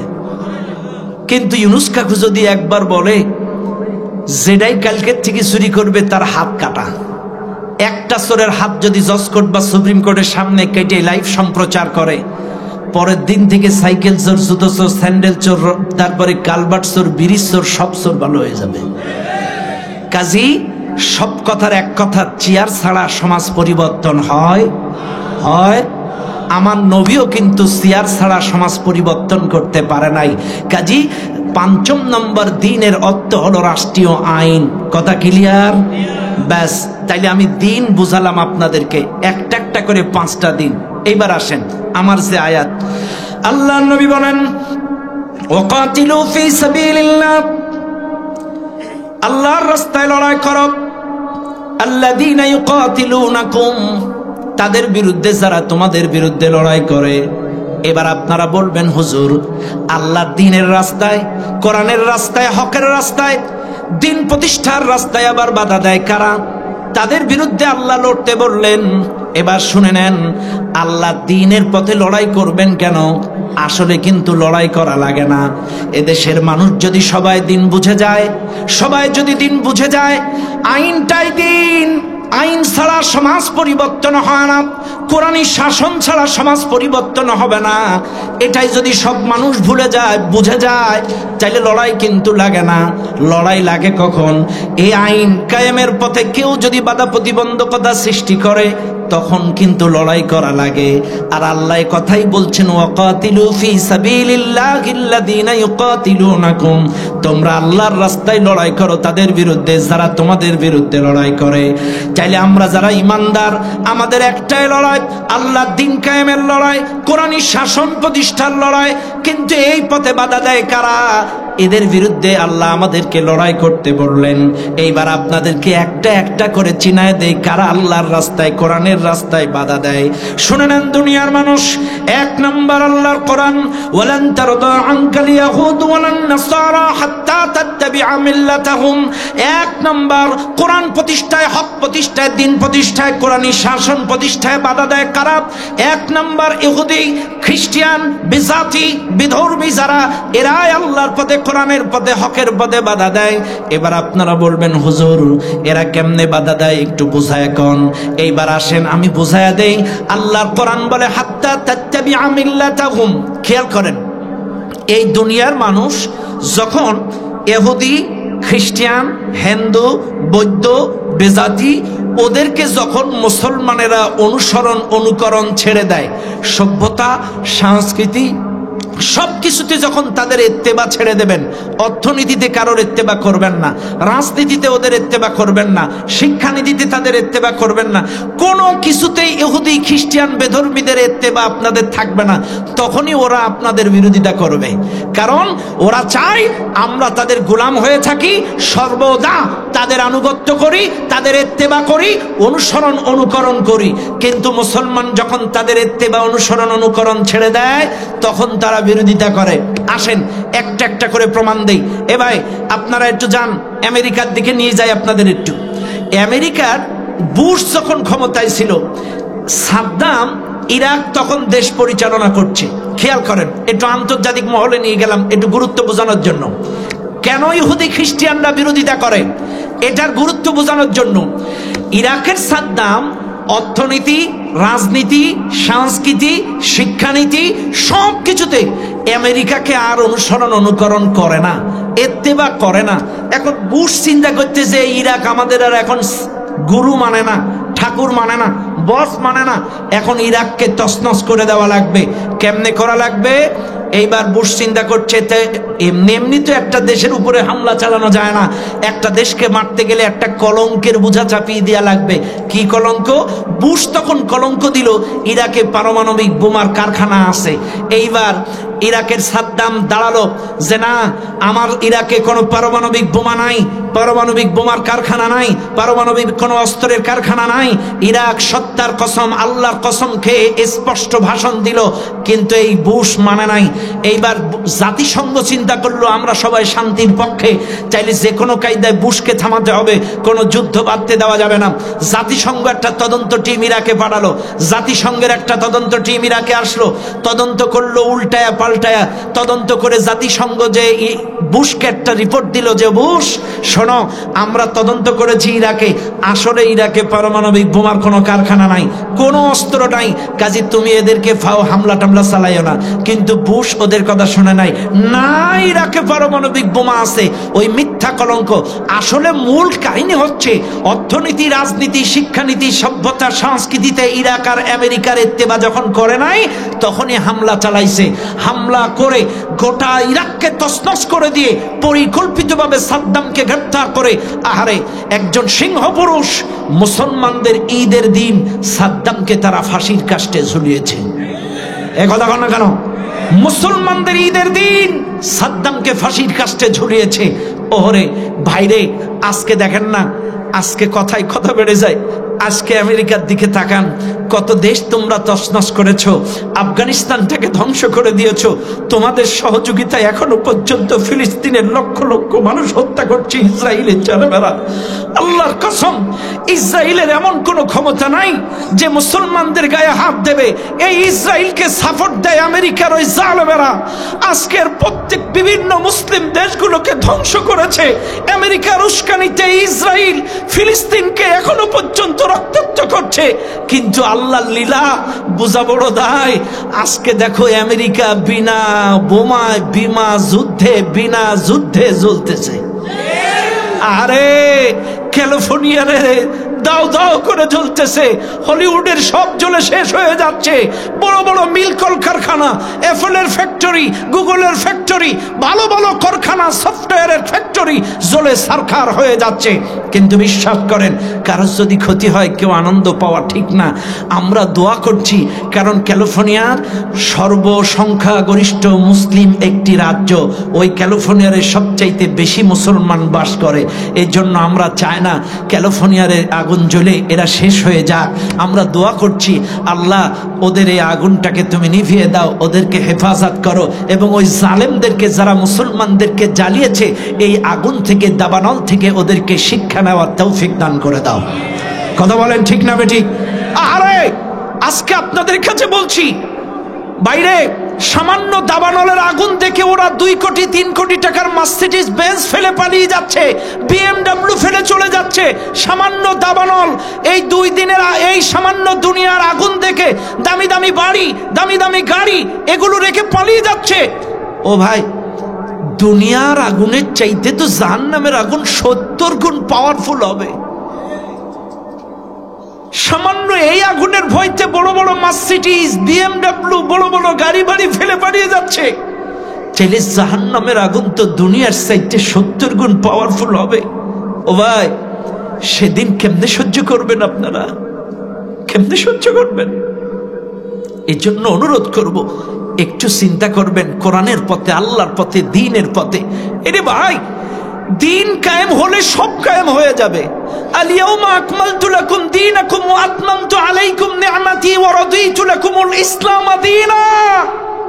আল্লাহ বলছে তোমাদের জন্য দ্বীনটাকে পরিপূর্ণ করে দিলাম, আমার বিধান পরিপূর্ণ করে দিলাম। চাইলে আল্লাহ যদি দ্বীন পরিপূর্ণ করে দেয়, আপনি কেন এক সাইড নিয়ে পড়ে থাকেন? আসেন না পূর্ণাঙ্গ দ্বীন কায়েমের অঙ্গীকারবদ্ধ হই। রাজি আছেন আপনারা? একটু 2 হাত তুলে দেখান। নারায়ে তাকবীর। হাত নামান। এইবার আসেন, আমি যে কথা বলছিলাম একটা একটা করে পেছন দিকে নিয়ে যাই। চাইলে ইরাকের কথা বললাম। এবার আসেন আমরা একটু বাংলাদেশে আসি, বাংলাদেশ নিয়ে একটু কথা বলি। এ ভাই, 16টা বছর ইন্ডিয়ান মামুরা আমাদের বিরোধিতা করে নাই, এখন কেন করছে? না, এদের বিরোধিতা করার কারণ আমি যে বলেছি, হাত্তা তাত্তাবিআ মিল্লাতাহুম ওয়ালান তারদা আনকাল ইয়াহুদ ওয়ালান নাসারা হাত্তা তাত্তাবিআ মিল্লাতাহুম। ওরা বিরোধিতা করে তখন যখন সভ্যতা, সংস্কৃতি, অর্থনীতি, রাজনীতি, শিক্ষানীতি সবকিছুতে ওদের ইত্তেবা ছেড়ে দেন যখন, তখনই তারা দ্বীন কায়েমের বিরোধিতা করে। এইবার লক্ষ্য করেন, ভারতের বিরোধিতা করার 1 নম্বর কারণ, শিক্ষানীতিতে এখন ওদের আর হস্তক্ষেপ নাই। কথা বলেন না কেন? এতদিন কিন্তু শিক্ষানীতিতে মামুদের ইত্তেবা ছিল, ওদের হস্তক্ষেপ ছিল, এখন আর নাই। 24-এর প্রথমে 35,000 কোটি টাকা দিয়ে বই ছাপিয়েছিল মামুদের দেশ থেকে। আপনারা তো কক্সবাজারের মানুষ, আল্লাহর ওলি মানুষ, দিন দুনিয়ার খবর রাখেন না, জিগি রাজগারে পড়ে থাকেন, কিন্তু দিন দুনিয়ার খেয়াল একটু রাখতে হবে। 35,000 কোটি টাকা দিয়ে মামুদের দেশ থেকে 1 থেকে 10 পর্যন্ত বই আসলো। এবার আপনারা বলবেন তাতে ক্ষতি কি? 1 নাম্বার, যখন পাঠ্যপুস্তক আসলো আমরা খুলে দেখলাম সমকামিতার কাহিনী। মাদ্রাসার বইতে ঢোল তবলা, মাদ্রাসার বইতে প্রতিমা, মাদ্রাসার বইতে নৃত্য, কত কি সভ্যতা সংস্কৃতি সব মামুদের। এখন আমরা চিন্তা করলাম এগুলো আমাদের দেশে আসলো কেমনে? চিন্তা করে দেখলাম বইগুলো ছাপাইছে তো মামুদের দেশ থেকে। মামুদের মনের তুলি দিয়ে তাদের সভ্যতা সংস্কৃতি, ওরা যা যা পছন্দ করে এগুলো আমাদের বইতে ঢুকাই দিছে। এই কথা কর না কেন? চাইলে সমকামিতা কারা ঢুকাইছিল? মামুরা ঢুকাইছিল। এই প্রতিমা কারা ঢুকাইছিল? হ্যাঁ, চাইলে তারা তাদের দেশ থেকে আনার কারণে প্রথম ক্ষতি, তাদের সভ্যতা সংস্কৃতি আমাদের পাঠ্যপুস্তকে ঢুকাই দিয়েছিল। 1। 2 নাম্বার ক্ষতি, 35,000 কোটি টাকা দিয়ে 1 থেকে 10-এর বই, এটা যদি মামুদের দেশ থেকে না এসে আমাদের দেশে ছাপানো হতো, হয়তোবা 20,000 কোটিতে হয়ে যাইত। কারণ আমরা মেট্রো রেলের ইতিহাস জানি। মেট্রো রেলে যখন আগুন লাগলো, ম্যাডাম জি বলেছিল 3.5 কোটি, কত? অথচ 50 কোটি দিয়ে সেটা চালু হয়ে গেছে। কথা বানা কথা বলেন, কত কোটি দিয়ে চালু হয়েছে? আরে কাদের কাকু চিনেননি? কাদের কাকু 6 মাসে মেট্রো রেলের আয় দেখাইছে মাত্র 18 কোটি। আর আমাদের অন্তর্বর্তীকালীন সরকার ক্ষমতায় আসার পরে চালু করে মাত্র 18 দিনে দেখাইছে 20 কোটি 50 লাখ। কথা বুঝুন না আপনারা? চাইলে কাদের কাকু এগুলো কি করলো? মানুষ খায় তাই বলে হজমি বড়িও লাগে না, এদের হজমি বড়িও লাগেনি। খেয়াল করেন, 6 মাসের ইনকাম 18 কোটি, আর এরা 18 দিনে দেখাইছে 20 কোটি 50 লাখ। চাইলে কি খাওয়াটা খাইছে? আরো তো প্রথম দিকে মানুষ মেট্রো রেলে হুড়োর মতো উঠছে। কথা কনা কেন? হুড়োর মতো উঠছে। এই রকম হিসাব। চাইলে 35,000 কোটি টাকা লাগতো না যদি বাংলাদেশ থেকে ছাপাতো, আমার দেশের প্রেসগুলো বড় লোক হতো, আমার দেশের ব্যবসায়ীরা একটু স্বাবলম্বী হতো, ব্যাচ। এইবার আপনারা বলবেন তাতে ক্ষতি কি? হ্যাঁ, এখন 25-এর শিক্ষা ব্যবস্থার পাঠ্যপুস্তক আর মামুদের দেশ থেকে ছাপায়নি, এই জন্যে মামুদের জলে। কতক্ষণ? কারণ এখন মামুদের দেশ থেকে ছাপায়নি, তাইলে মামুদের একাত্তর টাকা লস, দ্বিতীয়ত তাদের সভ্যতা সংস্কৃতি পাঠ্যপুস্তকে আর ঢুকাইতে পারে নাই, এই জন্যে শিক্ষানীতিতে মামুদের জলে। একটু বলেন কি? ব্যাস, শিক্ষানীতি বাদ দিলাম, এবার আসেন অর্থনীতির দিকে। অর্থনীতিতে বাণিজ্যিকভাবে মামুদের সাথে আমাদের একটু রিলেশন ভালো ছিল এতদিন।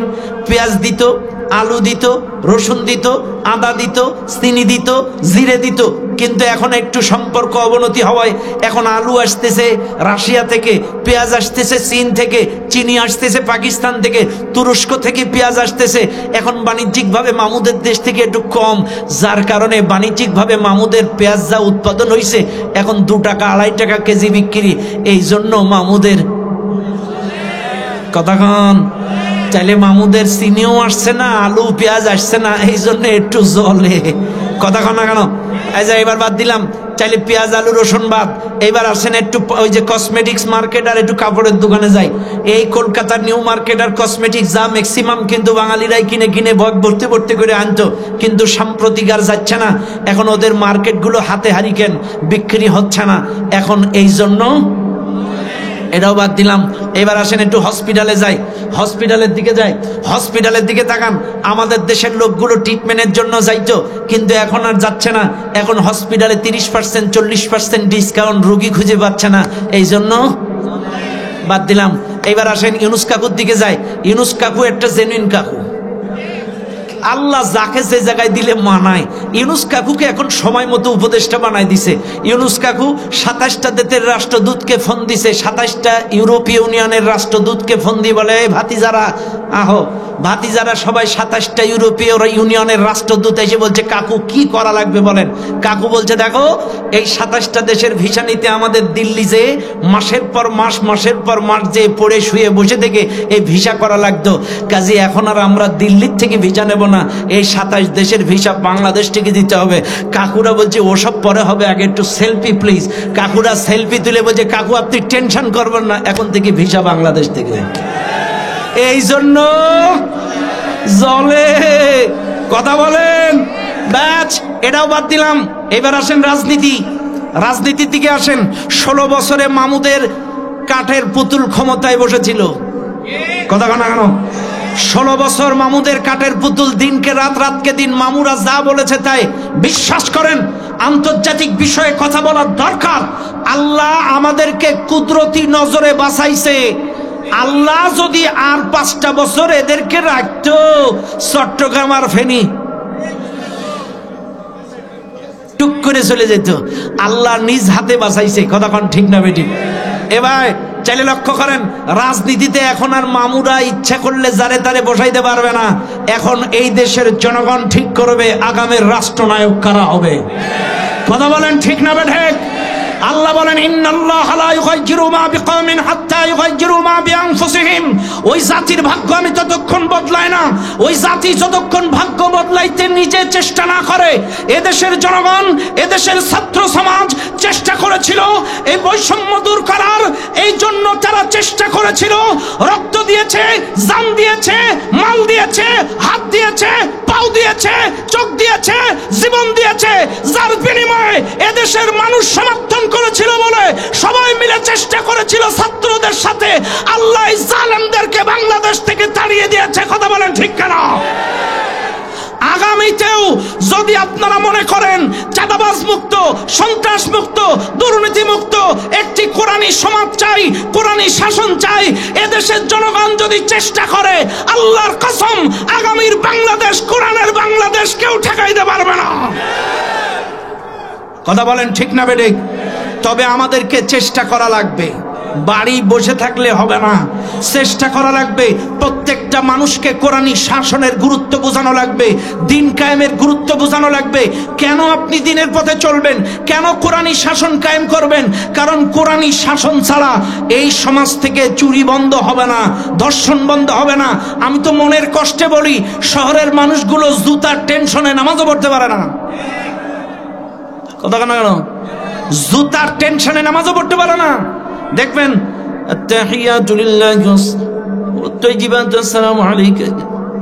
জুতার বাক্সর দিকে তাকাই, আল্লাহুম্মা সাল্লি আলা মুহাম্মাদিন ওয়া আলা আলি কামা সাল্লাইতা আলা ইব্রাহিম। জুতার দিকে তাকায় দোয়া পড়ে, তো কি নামাজ হয় নাকি? আরে যে দেশে জুতার টেনশনে, আমি তো সব জায়গায় করি না। আমি যখন প্রথম কক্সবাজারে ওয়াজ করতে আসছিলাম, এই উখিয়ার থেকে আমার নতুন জুতা আমি ওয়াজ করে দেখি নেই, উখিয়ার থেকে। এটা বলে ফেললাম আজকে, যেহেতু চুরির ওয়াজ উঠলো তাই। বাইরে কাজী মনে রাখবেন, কিয়ামত পর্যন্ত এই সমাজ থেকে চুরি বন্ধ হবে না, এক্সচেঞ্জ হবে, চুরি বন্ধ হবে না। হ্যাঁ, আপনাদেরকে আবারও বলছি, আমি কোনো পক্ষ বিপক্ষ চিনি না, আল্লাহর কসম বলছি, মনে রাখবেন আপনারা ভাইরে, এই পৃথিবীর মানুষ শান্তি পেয়েছিল নবীর যুগ থেকে এই পর্যন্ত ১৫০০ বছরে। টোটাল শান্তি পেয়েছিল ৩১ বছর ৬ মাস। আমি আবারও বলি, নবীর জামানা থেকে এই পর্যন্ত এই পৃথিবীর মানুষ টোটাল শান্তি পেয়েছিল ৩১ বছর ৬ মাস। মিলায়া নেবেন, নবীর যুগ, সাহাবাদের যুগ, তাবে তাবিনদের যুগ মিলায়া ৩১ বছর ৬ মাস এই পৃথিবীর মানুষ শান্তি পেয়েছিল। এরপরে এই পৃথিবীর মানুষ আর শান্তি খুঁজে পায় নাই। কাজী যদি শান্তি পেতে চান, কোরআনী শাসনের বিকল্প কোনো রাস্তা নাই। মনে থাকবে ইনশাল্লাহ। আল্লাহ পাক আমাদের সকলকে এই দিন কায়েমের গুরুত্ব, কোরআন প্রতিষ্ঠার গুরুত্ব, কোরআনী শাসন কায়েমের পক্ষে দল মত নির্বিশেষে। ও ভাই, আমি একটা কথা স্পষ্ট ভাষায় বলে দিতে চাই, আপনারা বিভিন্ন দলের মতের মানুষ আছেন, বলেন তো জাতীয় পার্টির আদি পিতার নাম কি? সবাই বলেন। জাতীয় পার্টি যারা করে তাদের বাবার নাম কি? আর জামাত ইসলাম যারা করে এদের বাবার নাম? বিএনপি যারা করে তাদের বাবার নাম? আওয়ামী লীগ যারা করতো তাদের বাবার নাম? জামাত ইসলাম যারা করে তাদের বাবার নাম? বিএনপি নামাজ পড়ে কিসের আশায়? জামাত ইসলাম নামাজ পড়ে কিসের আশায়? কথা কিন্তু ক্লিয়ার। চাইলে সবার বাবা আদম, সবার মা হাওয়া, আর সবাই নামাজ পড়ে জান্নাতের আশায়। চাইলে মাও এক, বাবাও এক, বাড়িও এক। চাইলে আমরা কেন কাদা ছোড়াছুড়ি করব? আমাদের মা বাপ এক। আমার মা হাওয়া, আপনার মাও হাওয়া, আমার বাবাও আদম, তোমার বাবাও আদম। তুমিও নামাজ পড়ো জান্নাতের আশায়, আমিও নামাজ পড়ি জান্নাতের আশায়। তুমিও শান্তি খোঁজো, আমিও শান্তি খুঁজি। তাইলে আমাদের চিন্তা চেতনা, মা বাপ, বাড়ি সব এক। তাইলে কেন আমরা ভিন্ন ভিন্ন দলে থাকবো? আসেন আল্লাহর কোরআনের জন্য আমরা এক হয়ে যাই, এই সমাজে কোনো অশান্তি থাকবে না। আল্লাহ পাক আজকের প্রত্যেকটি কথা আমাদের সকলকে বাস্তব জীবনে আমল করে এহকালের শান্তি, পরকালের মুক্তি অর্জন করার তৌফিক দান করুন। চিৎকার মেরে বলেন আল্লাহুম্মা আমিন। 12:15 হয়ে গেছে, আর কথা বললে ফজরের নামাজ হবে না। যতটুকু বলেছি আল্লাহ আমাদেরকে আমল করার তৌফিক দান করুন, বলেন আমিন। মোনাজাতের আগে সভাপতি সাহেবের সংক্ষিপ্ত বক্তব্য অবশ্যই দেন ইনশাআল্লাহ। সবাই বসবেন, কেউ উঠবেন না। শেষ ভালো যার, সব ভালো তার। সবাই একসঙ্গে